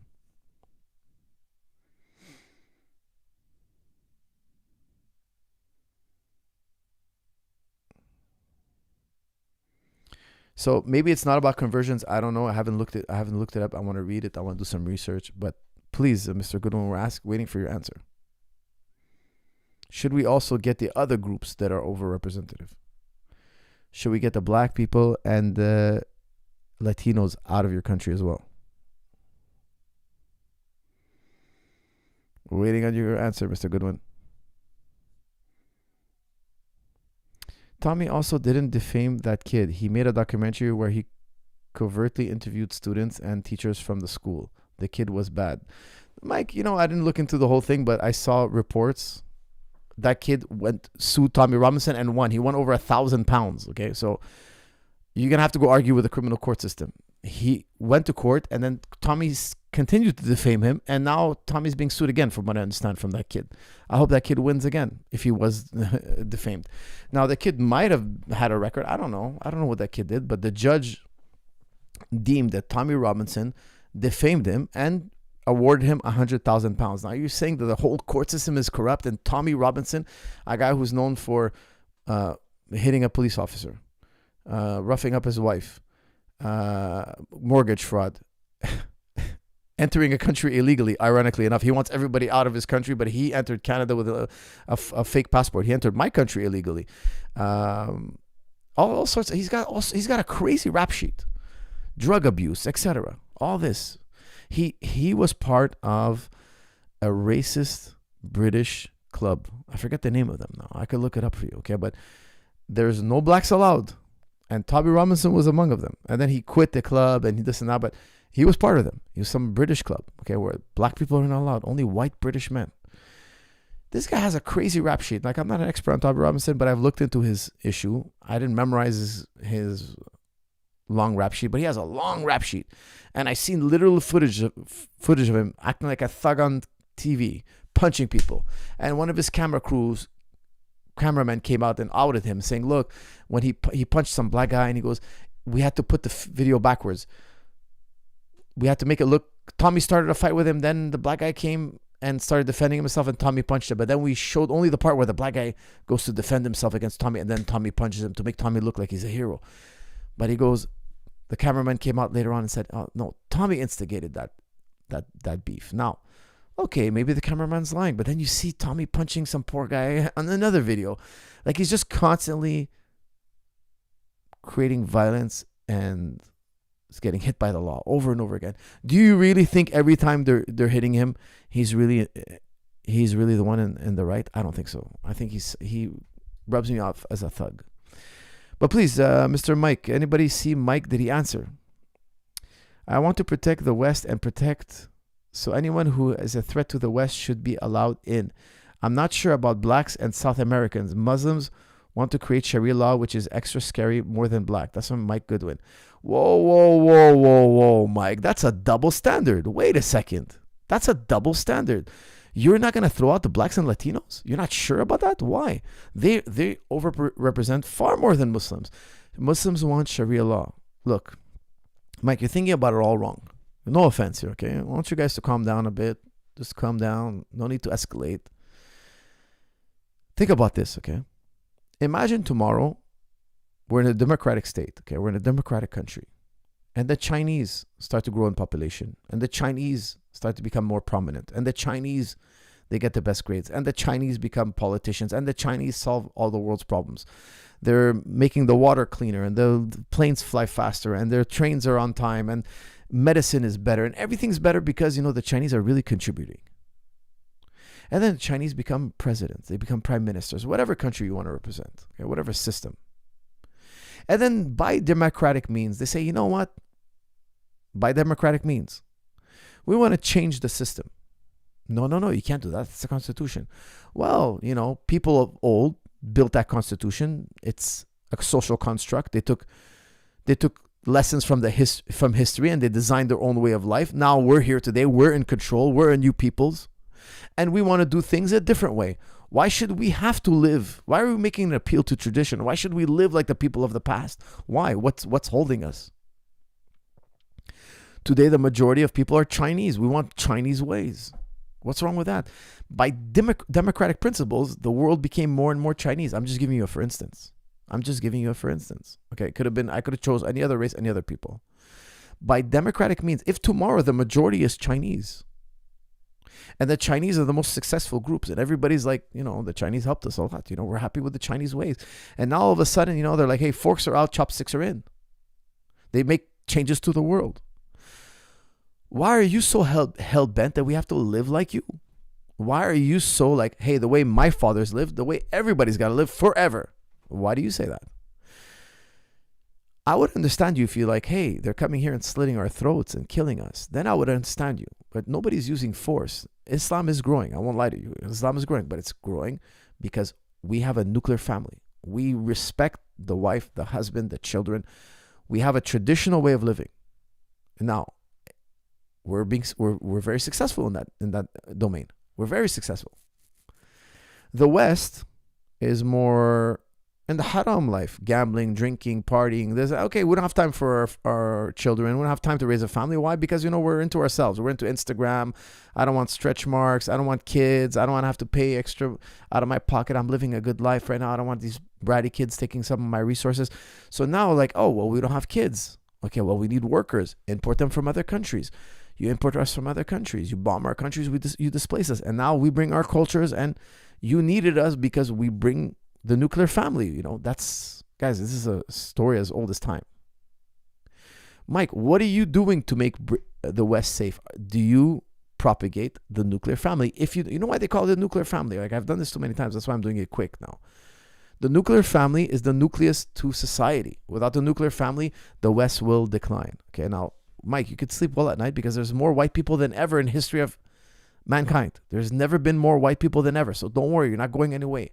They're not going away. White people are not going away. White people will be here for a very, very long time.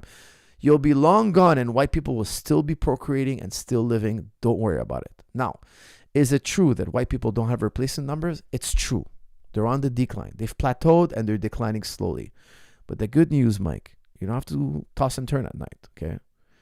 There's plenty of white people to last for generations and generations. Now, other groups are also coming up, not just the Muslims. The Chinese are coming up. There's many groups. The Hindus are coming up. There are many groups going up. Now, when we go up, we're going to get richer and we're going to plateau like everybody else. We're going to have slightly less kids and things are going to level off. You don't have to ring the alarm. Okay, there's statisticians that run the numbers. They say that our planet should plateau roughly at 11 billion. We're 8 billion now. Okay, so we're pretty close. And as we level off, they're saying in the next 20 years, there's going to be no more poverty. It's a really interesting, how do you say? It's a really interesting science, how they figure out what makes somebody poor. Okay, so they have a measurement. Like, okay, you have a sandals, you're the poorest of the poor. You have a bicycle, you're coming out of poverty. Then you have a scooter, you're not poor no more. They don't consider you poverty. Okay, so people who are sandals and bicycle, that's the metric. Okay, I'm not making this up. I swear to God. Sandals, you have no bicycle, you're the poorest of the poor. You have a bicycle, that's how you get around. You're the poor. You're among the poor. Okay. There's only a small percentage of people, believe it or not, that actually get on airplane. Airplane is like, okay, you're rich. You're one of the rich people. Well, I know everybody. I know guys who are broke on airplanes. Guys, that's not poor. You think that's poor because you're comparing them to regular people in the West. There are billions of people around the world that never will get on an airplane. Okay, it's only the elite of the world that get on airplanes. Yes, there's millions of flights around the world going every day, but that's still the elite. Okay, the majority of people don't get on airplanes. Okay, there's plenty of white people. Don't worry about it. Are you losing your culture? Yes, Mike. Yes, your culture is diluting. Yes, over time it's gonna dilute. Why? Because you don't have children. You don't raise your children to live your culture. Why should I not teach my children our way of life? Why are you so scared of our way of life? What's it to you? Why do you want to impose your way of life on me? I came to your country legally. I came to this country illegally. And they told me, hey, you could practice your way of life here. Okay, so I'm doing it. Because don't forget, Sharia law is not like go around and kill people. That's a really ridiculous. People who think that's really ridiculous. Tommy Robinson misrepresents Muslims. That's for sure. 100%. Okay. He tries to make us the bad guy. We're the boogeyman. Do you really think, Mike, like I'm a danger to you? Imagine we were neighbors. Would you be like, oh man, Coach Zahabi's my neighbor. Oh my God, this guy, when I'm sleeping at night, he's going to come in my bedroom. He's going to stab me in the night. Let me tell you something, Mike. If we were neighbors, you'd be the safest guy in the neighborhood. You'd be the safest guy in the neighborhood. I would say good morning to you every day. If I saw something out of place, if somebody like trying to break into your house, I would come in running to rescue you. I would come in running. I'm the best neighbor to have. Like I take my neighbors, we say hello to each other. We're super friendly. We help each other out. Like there's no friction whatsoever. And they're not, my neighbors are non-Muslim. All of them. All my neighbors on every side of me. I have French on one side, Greek on the other. Okay. I do have some Arabs in front of me, but majority of my neighbors are not Arab. Majority. Okay. So we don't have any beef. There's no issue.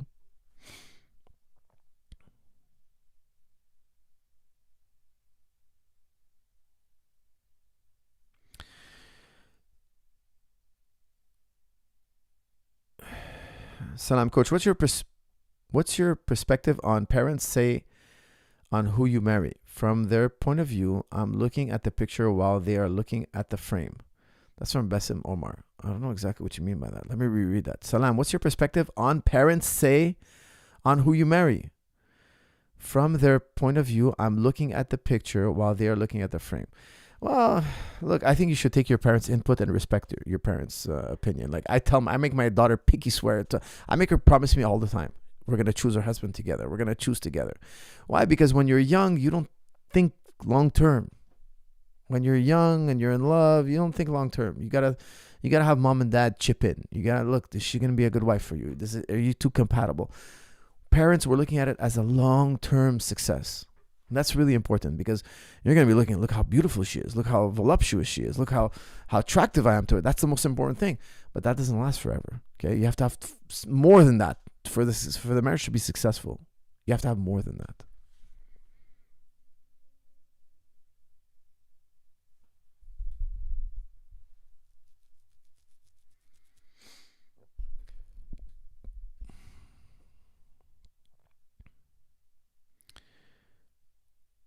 I don't think 99% of Muslims are a danger. I look up to you actually.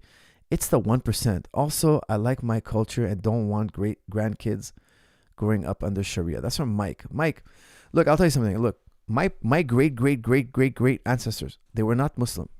They were not, Mike. Okay, so take a breath here. I'm happy they got converted. I'm happy they converted to Islam. I'm happy, Mike. The Phoenicians, the Lebanese, we were pagan. Okay. Then I think, then we turned to Christian and then we turned to Muslim. What Muslim country is complaining that they're Muslim? Which country? Which country do you think? Now, I understand you. If I was born in England, like you, and I saw Sharia law, I might be scared because I don't want to change. I get it. I get what you're trying to say. From your perspective, it's scary. But I think when you say Sharia law, you're thinking like Taliban. You're thinking like what they show you on the news. Okay, like you said, 99% of us, we don't live like that. Okay, so, and I appreciate you saying you look up to me. I appreciate that. And Mike, I'm sure we would be good friends if we train together. And you don't have to worry about Sharia. Now, do we worry about extremists? Yes. I think Tommy is an extremist. I think he's crazy. He uses violence. He uses violent rhetoric. He does dog whistling. He outed some young kid. He's showing a video of a young kid. Like, you know how many beatings that young kid could take if Tony Robinson puts him on his documentary and his videos. Like, that kid's gonna become famous in a bad way. Like, people are gonna want to beat that kid up. They're gonna want to murder that kid. Like, I'll tell you something. Just this year, I got threats. This crazy person came in the gym, started threatening me, texting me threats. They got my number because they want to make a complaint. Then they threatening me, and I wish I should read you those. I should read you those tweets. Not the messages I got. I should read them. Should I read them? Like, I got murder threats. Let me read you. Let me show you what we live. Let me show you how we live. All right, here it is. Hold on. Let me put my glasses on. I need my glasses. Okay, I won't read it all, okay, because I got a lot of threats. Look at this craziness. Look at this.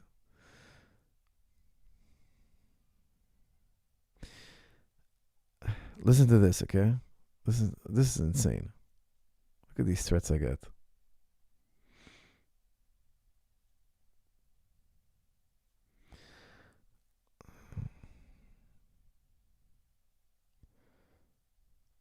I can't read all this because it's so vicious. Okay, so this person's like, I'm gonna slaughter you. So I had to like, okay, now I have to call the police. That's my reply. Haha. Okay, it's too many bad words. Canada should be sand N-word free. So this person's referring to me now. Police would agree, then shoot you. So I'm saying, look, I have to call the cops on you now because these threats. Now I have to report them. Now you got to the point where I can't just kick you out of the gym. I gotta make a police report. This person's like, Canada should be sand N-word free. So she's saying, yeah, call the cops. They're gonna want to kill you too. They're gonna want to kill you as much as I do. Now, this person, so F immigrants, you're not welcome in Canada. Go back to where you came from. I will slaughter you. I know where to find you, etc. So this is like what I get. Why am I getting this message? Well, guys like Tommy Robinson. I'm not saying specifically from Tommy Robinson. Put ideas in this people's mind, in their mind. So now they start thinking, hey, this guy's he's a threat to me. He's a threat. I'm gonna kill him. I'm gonna murder him. This person's obviously not well.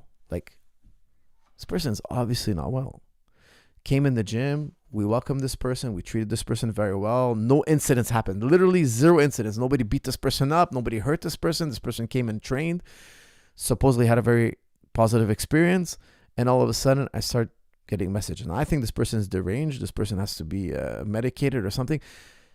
My point is, we all have our crazies. White people have their crazies. Arabs, we have our crazies. Blacks have their crazies. The Chinese have their crazies.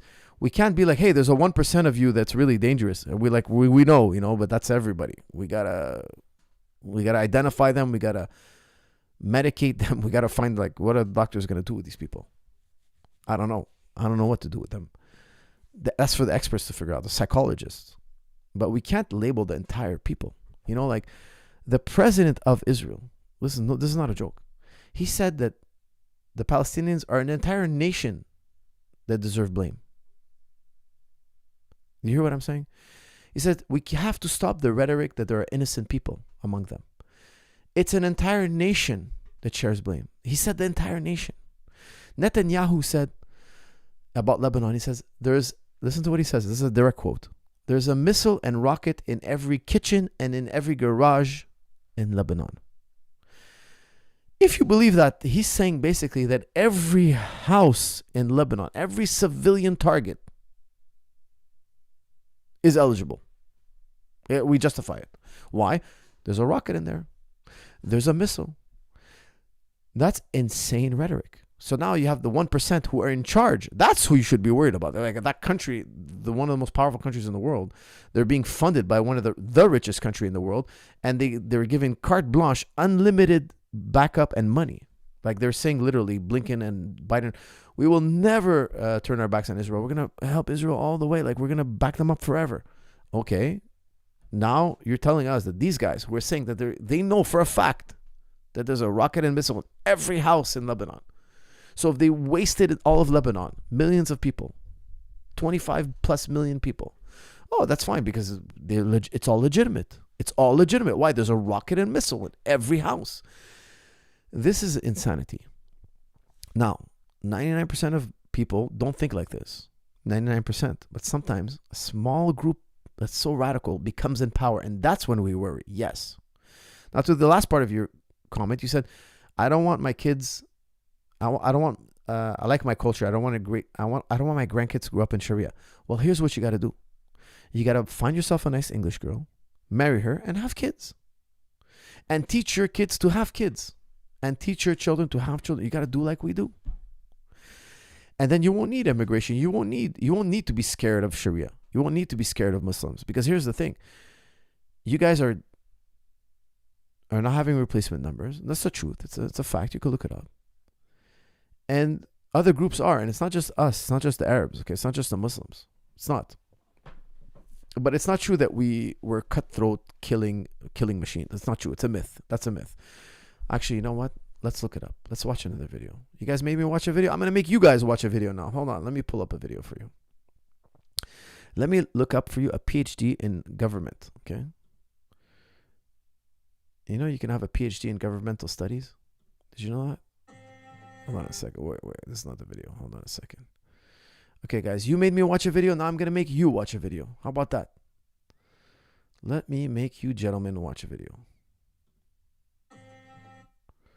All right. Here we go.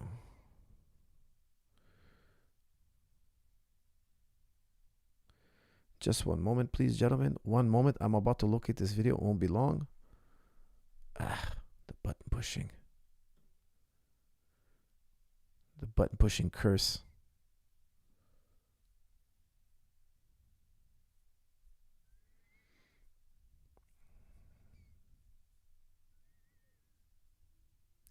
Okay, this is the list I want to find. What is this video? No, this is not it.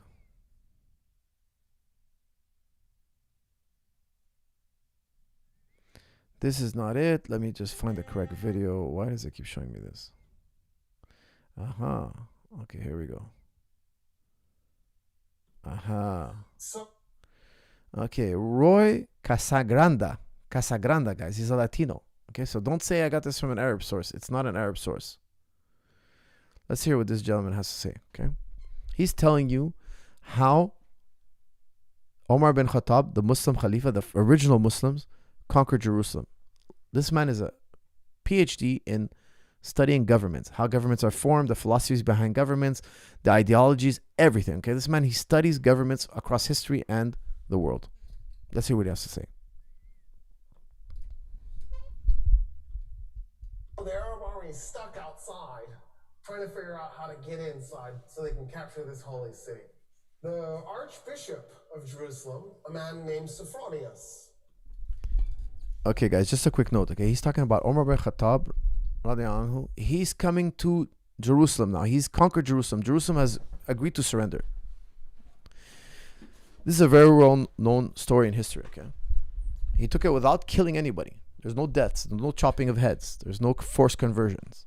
Now, this is a Westerner telling you how the Muslims conquered Jerusalem. Pay attention, please. By the way, a Christian Arab, a loyal Roman citizen. Sophronius comes out of the gates to meet the Caliph because he sees the Caliph's army arrive. And as he's approaching, he sees a man leading a camel at the front of the army. The Arab army is being led by a man leading a camel with a man on the camel. So Sophronius, he's got a giant red hat, because he's also a cardinal, right? He's got gold tassels, actual gold, hanging from his hat. He's covered in gold jewelry. He's wearing red robes. He's covered in perfume. He's on a lectica.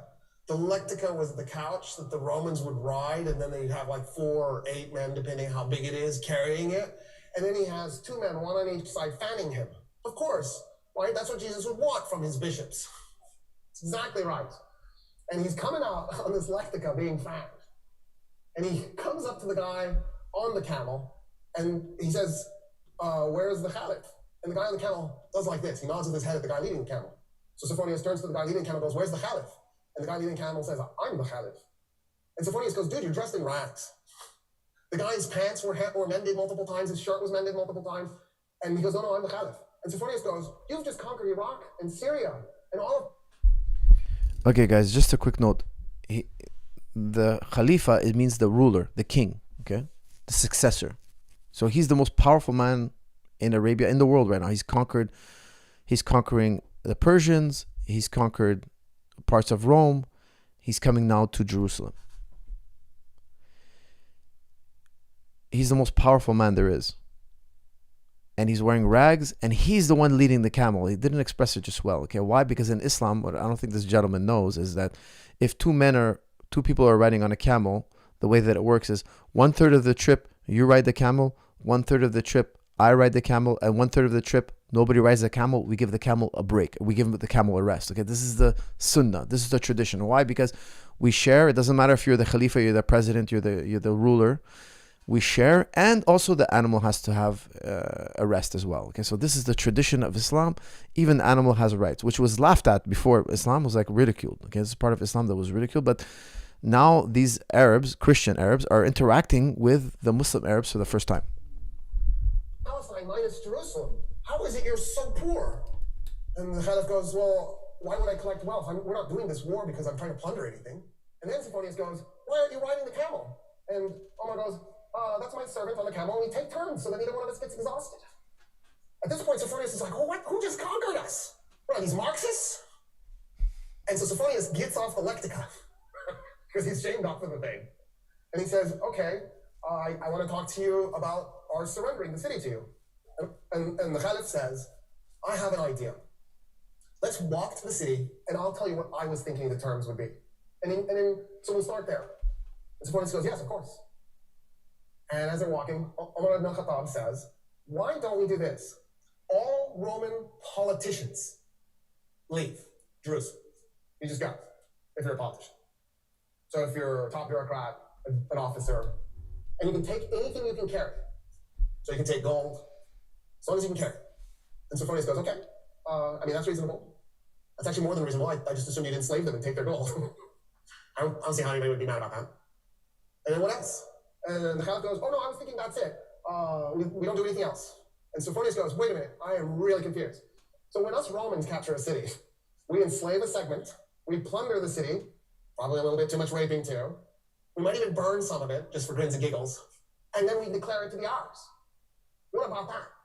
And Umar ibn al-Khattab goes, no, we're not going to do any of that. No plundering, no raping, no enslaving, we don't do that stuff. And then Sophronius goes, oh, but you're going to seize property in the city. And the Khalif goes, no, we're not going to take anybody's property. We're going to leave the city exactly like it is. The only thing I want to do is eject the Roman politicians with whatever they can carry. And Sophronius goes, there's nothing to negotiate. Yeah, we surrender the city this instant. I don't understand, actually. They walk into the city, and this is a holy city to them. Because Did you guys catch that? The Romans are taken aback. The Christian Romans are taken aback. They're saying, look, you're not going to rape, kill, plunder, murder. No. Just we want the politicians out because we're going to rule these people now, not the politicians.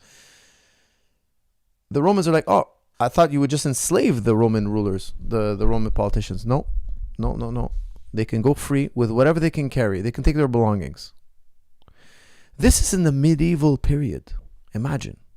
This is before the Geneva Convention, centuries before the Geneva Conventions, when the world came together and said, look, we got to stop killing each other and raping each other and murdering each other and poisoning one another and using rubber bullets and all sorts of horrible, inhumane things.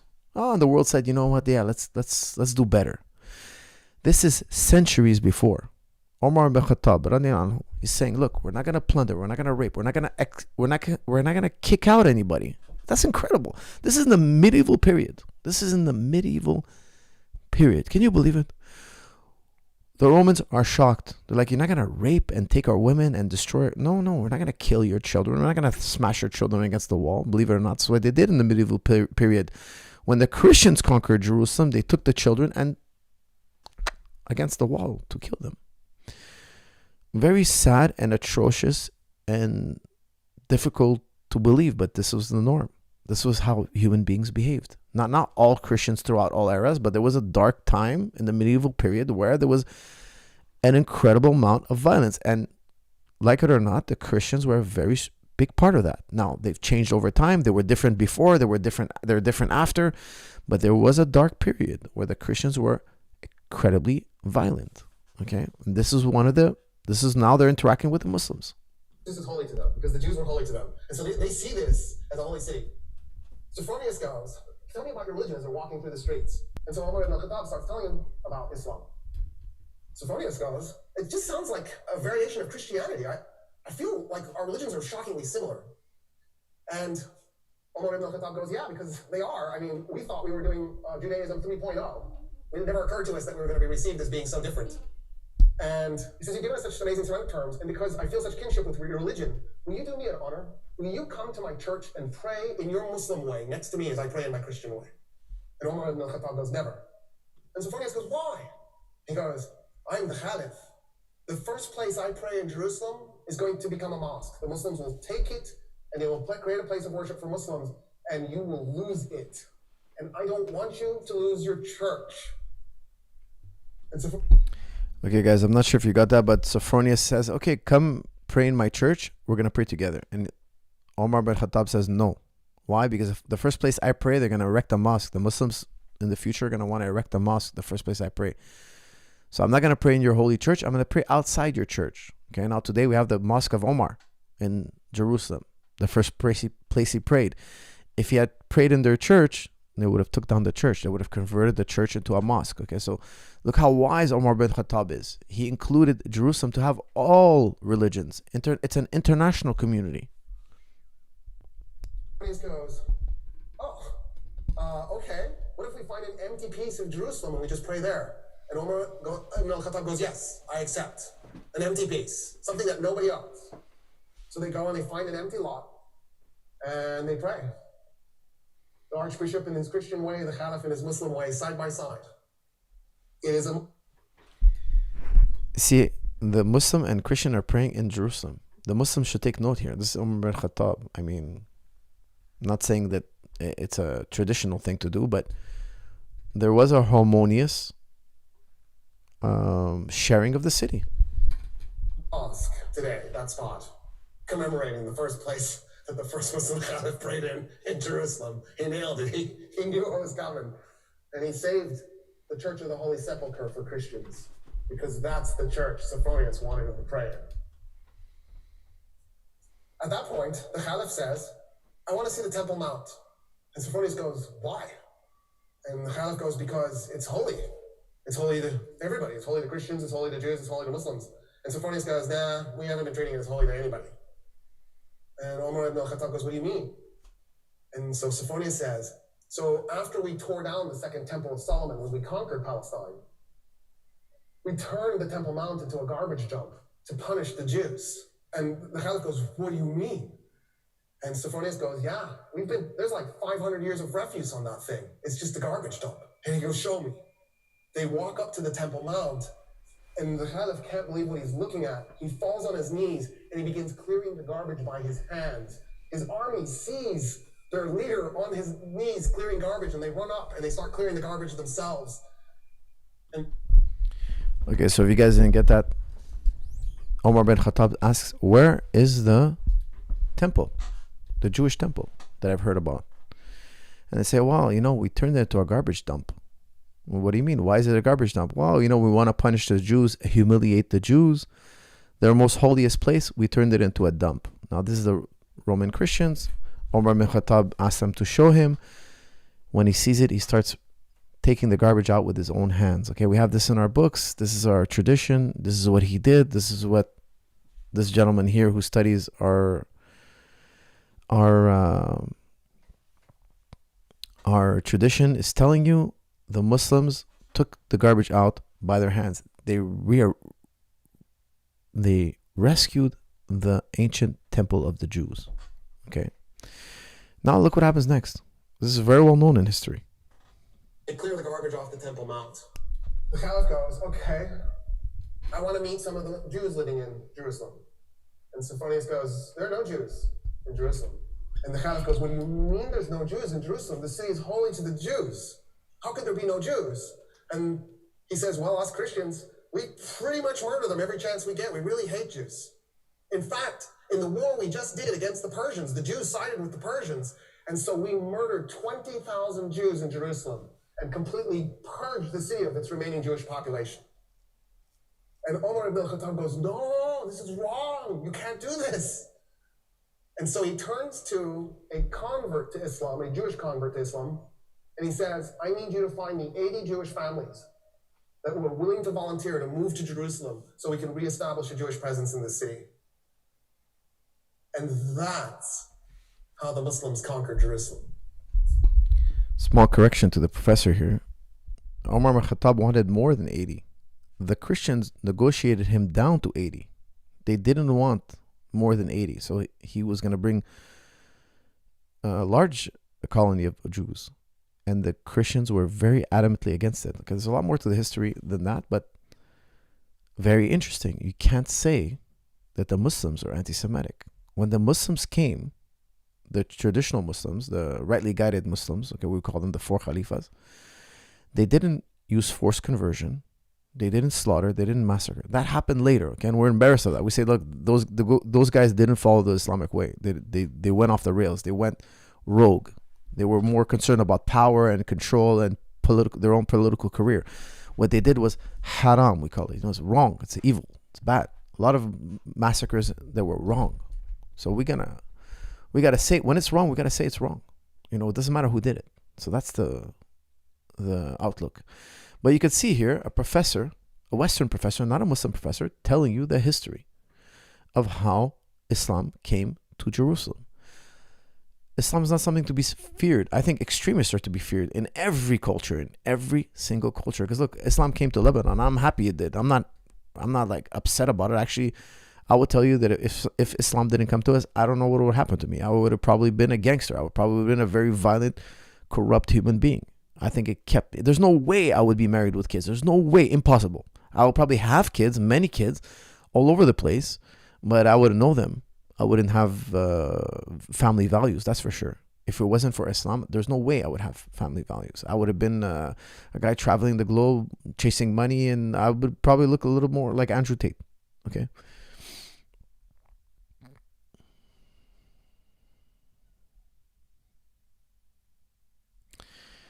Okay, guys, what else we got here?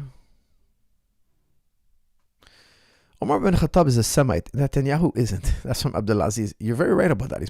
I would love Netanyahu to take a DNA test.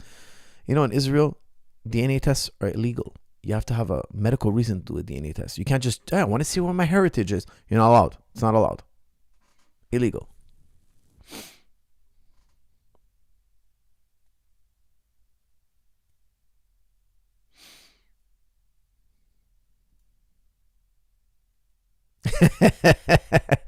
Rainbow says, Coach Tate. Astaghfirullah. Oh boy.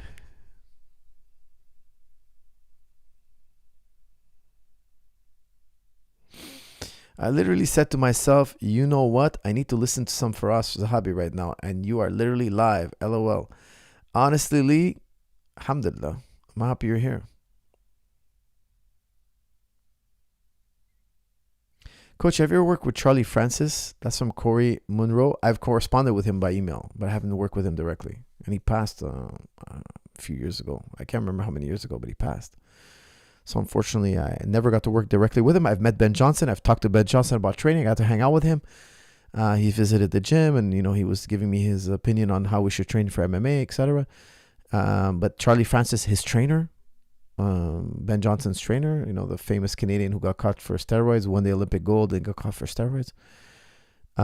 We used to correspond by email. I used to read a lot of his materials. I was a big follower of his, and I would write him every so often. He would respond.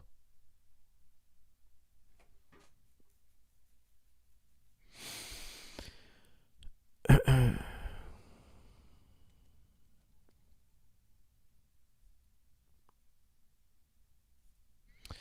guys, don't forget, I'm always doing super chats and non-super chats. Hey, Faraz, do you think Khalil's corner should have stopped the fight when you throw in the towel? That's from the Axiom. I wouldn't have stopped the fight. I think they did good. Listen, he still had a puncher's chance to put Pereira out. He dropped Pereira in round 2, so it's very possible. Round 3 wasn't so bad that I would throw the towel in. Now, you're talking about later in round 4. I still think he had a puncher's chance. I would have let him go. I would have let him try.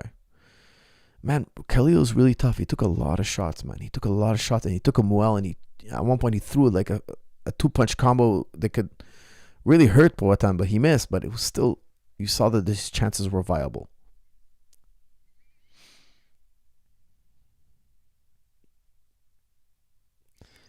How do you feel with the is-ought gap? Okay, the is-ought gap, guys, this is a very complex topic. We've talked about it many times. I don't want to get into it too much, but basically, David Hume gave a really strong point.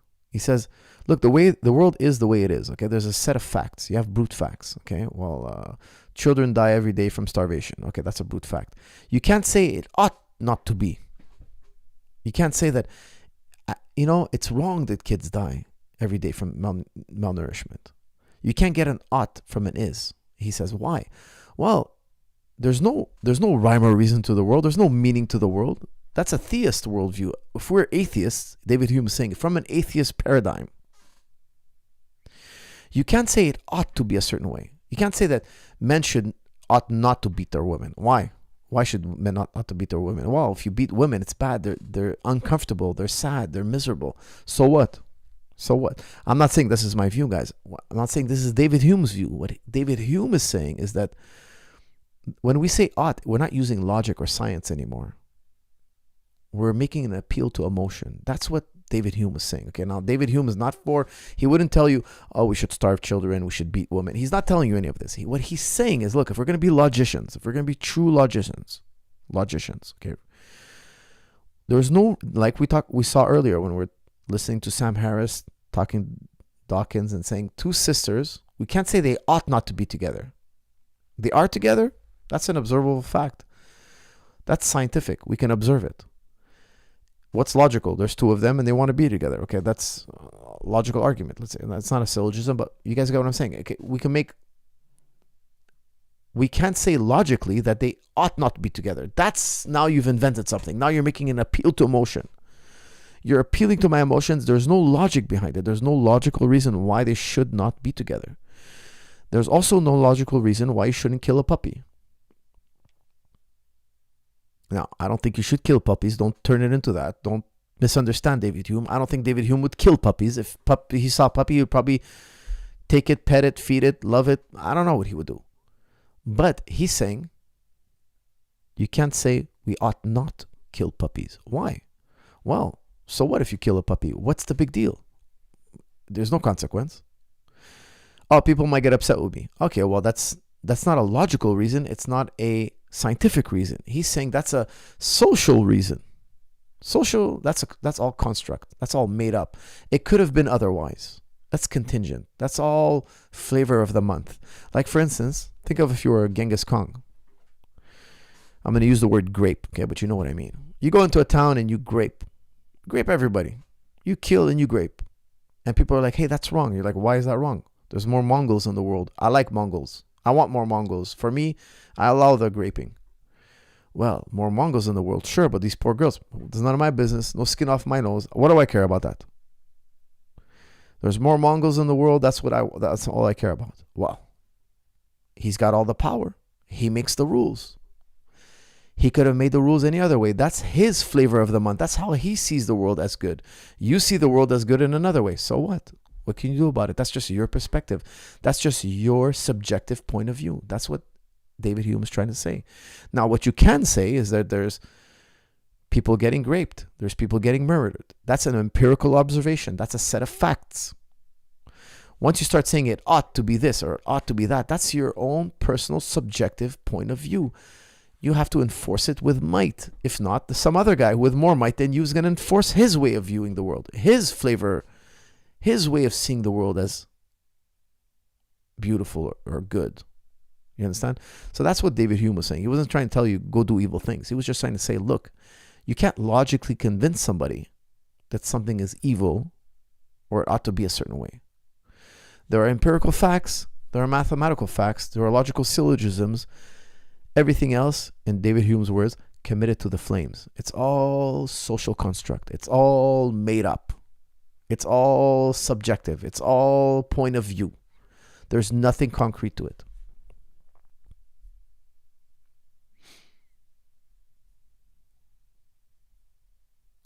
Okay, guys, I'm going to end this poll, but look at this. 68% of you think Rountree won the round one. That's pretty impressive. I have to rewatch it then. Okay, guys, let's end it on the fun one here. I hope I got through all the super chats. Release a man's guide to picking up respectable women. That's from Kasim. Rule number 1, get rich. There you go.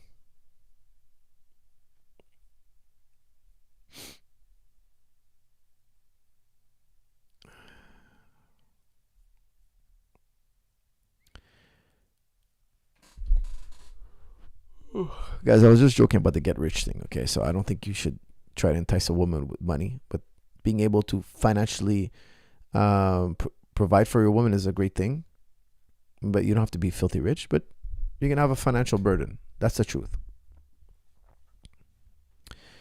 What is the solution to sciatica? That's from Crazy Gamer. Crazy Gamer, get strong and stable back from jujiclub.com. Use level up 50 off. Check the description for the promo code. It's on the bottom of your screen, but get strong and stable back, okay? Would you read my super chat? That's from Christian. Christian, I thought I did. Let me see here. I'm trying very careful not to miss super chats, but unfortunately I do miss them sometimes and they expire. And now when I scroll back up, I get a blank screen. The button pushers at YouTube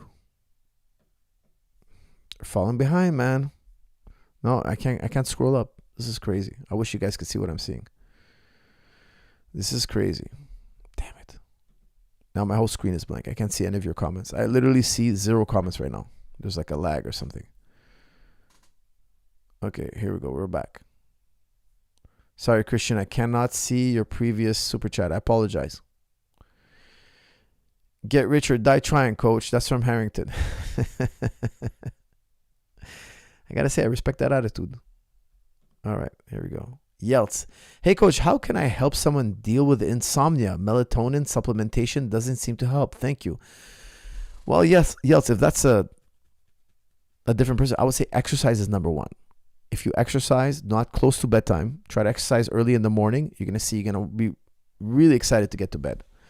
So if this person already exercises, I would recommend breathing techniques. Try to get into a parasympathetic state. Look up breathing method to get into a parasympathetic state. I would recommend that. But if the person is not exercising regularly, I would highly recommend exercising in the AM, because by the time the PM comes, you're going to be ready to go to sleep.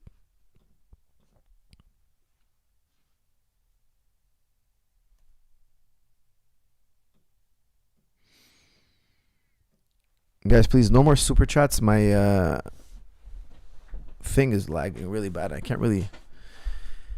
can't scroll around anymore. So unfortunately, I'm not seeing the older ones. Oh, here we go. Hold on, it's working now. Okay, no, blank again, guys. I don't know what it is. The YouTube community, the YouTube button pushing community, not doing well tonight.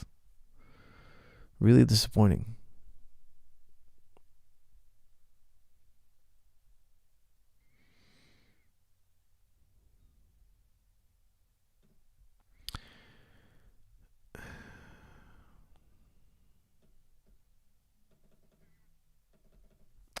Damn it. Now my whole thing is frozen. It's crazy. I can't see a single comment.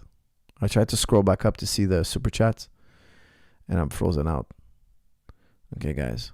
I'm just going to wait for it to come back up to reboot here.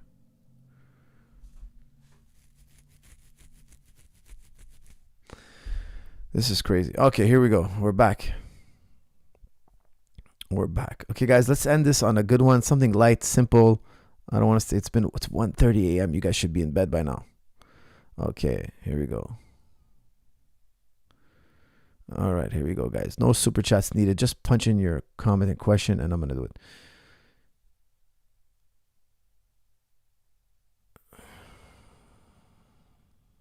Best touch of death in MMA. That's from Jeremy MG. Okay, guys, that's the last one. Let's think about who had the best touch of death. Okay, so you have McGregor, that's for sure. Poatan, Alexander Pereira. Who else had a crazy touch of death? Guys, give me names in the description and in the chat. That's a good question, man.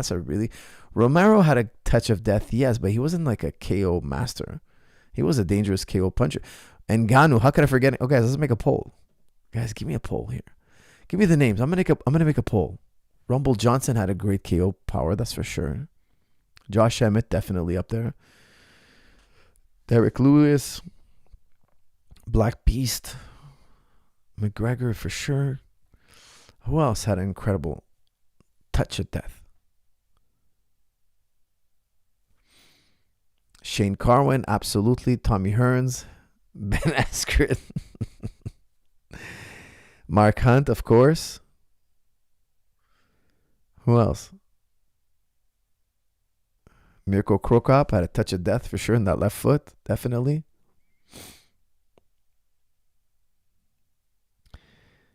Lesnar? No, not Lesnar.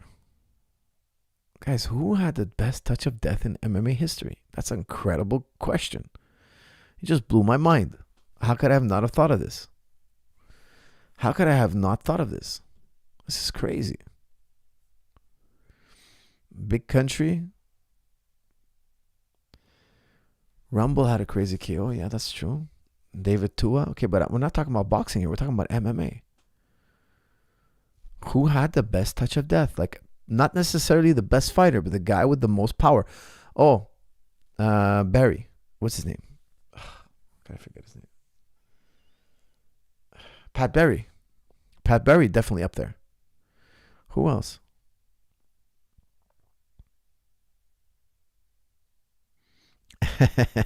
Jeremy MJ, you got me stumped with this one.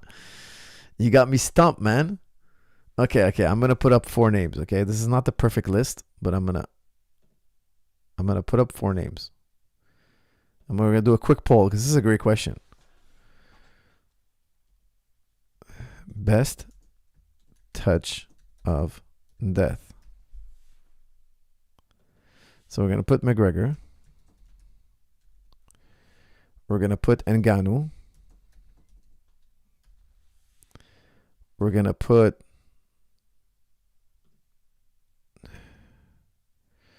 who else did we say? Pat Barry, Johnny Walker, Kimbo Slice, Jake Paul, Mirko Krokop, David Loiseau, Carwin. Who else can we put? Guys, touch of death, man. Think about it. Okay, we got to put Pereira, that's for sure. We have to put Pereira. And one more name. We have one more name. Guys, I have McGregor, Ngannou, Pereira. Who else? Who else gets on the list?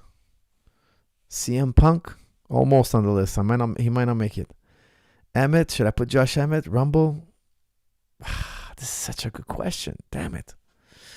Anderson Silva was a phenomenal striker, but I wouldn't say he had the touch of death.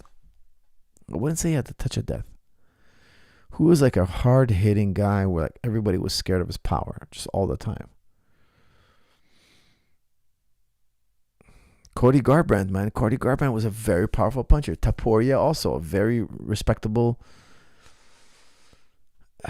That's a very good name to put there. Jeremy Stevens, Eamon Zahabi. Yeah, these are good names, but not like we need the top. Like I touched you and you went to sleep. Like who was it? I'm forgetting fighters, that's for sure. Because guys who didn't go that far, who had crazy power, for some reason didn't make it that far. Hendricks had KO power for a while, but then it kind of seemed to disappeared. Hendo wasn't really a touch of death guy. He was a great fighter, good power, but I wouldn't say he was a touch of death guy. H-Bomb, oh my goodness. I can't put H-Bomb because he got on TRT and then he became H-Bomb. That's a good one though. But he wasn't H-Bomb. He was Decision Dan for a long time. Then he got on some kind of a testosterone cream. Tyrone Woodley, that's a good yeah. Ben Askren, no. Chuck Liddell was a touch of death guy for sure. He was a knockout. Oh, I have the name. And you guys forgot. Shame on you. Shame on the entire chat. I'm publishing right now. Boom. Look who's the name. Who's the name? You all forgot. Shame on you all. Shame on you all for forgetting to mention this name. Shame on all of you. Shame.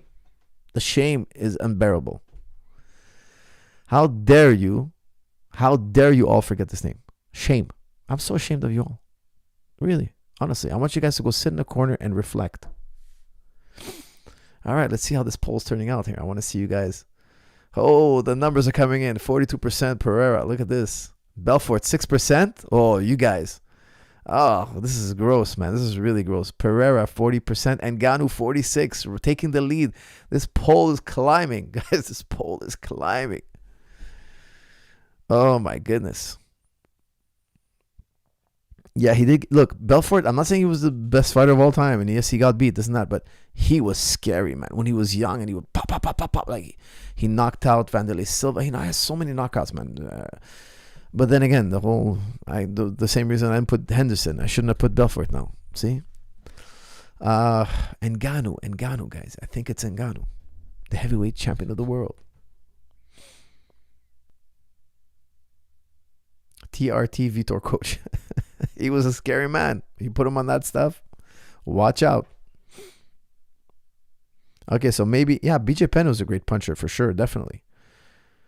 He definitely had crazy KO power as well. Pereira never knocks people out, always TKO. That's from Ali Sa. It's true, he doesn't put them to sleep and like shivering on the floor, but man, is he consistent. Man, is he a consistent finisher.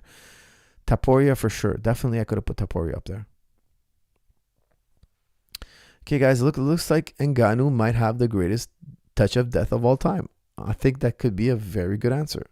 That's a crazy question. I have to think about it. I'm gonna be thinking about this later. Like, who? I know there's fighters we're forgetting about. They didn't make it that far, but they had crazy power. They just like couldn't wrestle or something, you know. Like, I'm just not thinking of it. Gaethje, incredible power. Yes, definitely Gaethje is a good name. Hector Lombard had crazy power. It's the Harrington Rapita. Very good point. Hector Lombard was a crazy powerhouse.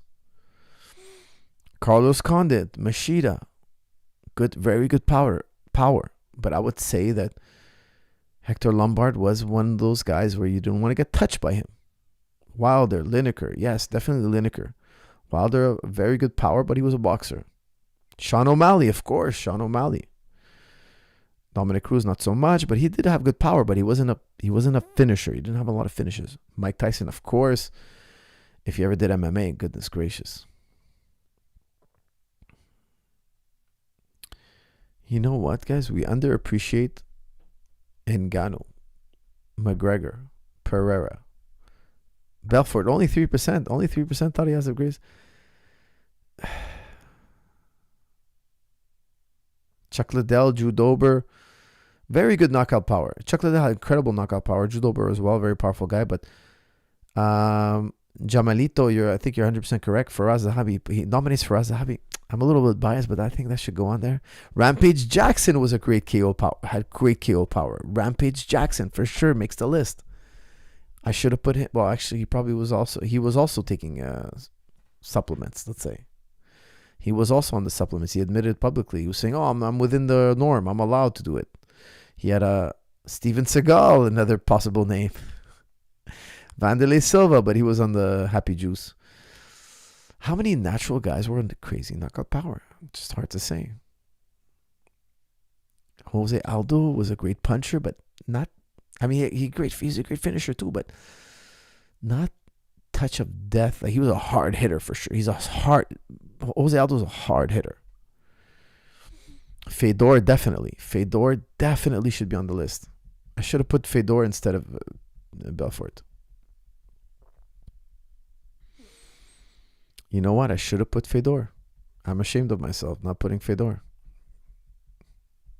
Paul Daly, that's a great one. The left hook, man. That left hook could put anybody on ice.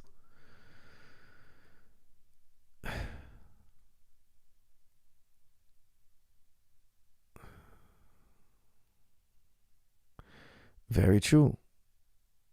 Melvin Manoff. He was an MMA fighter with a real touch of death. That's another great name. All right, guys. I'm going to have to think about this. Guys, I want to thank you all for tuning in.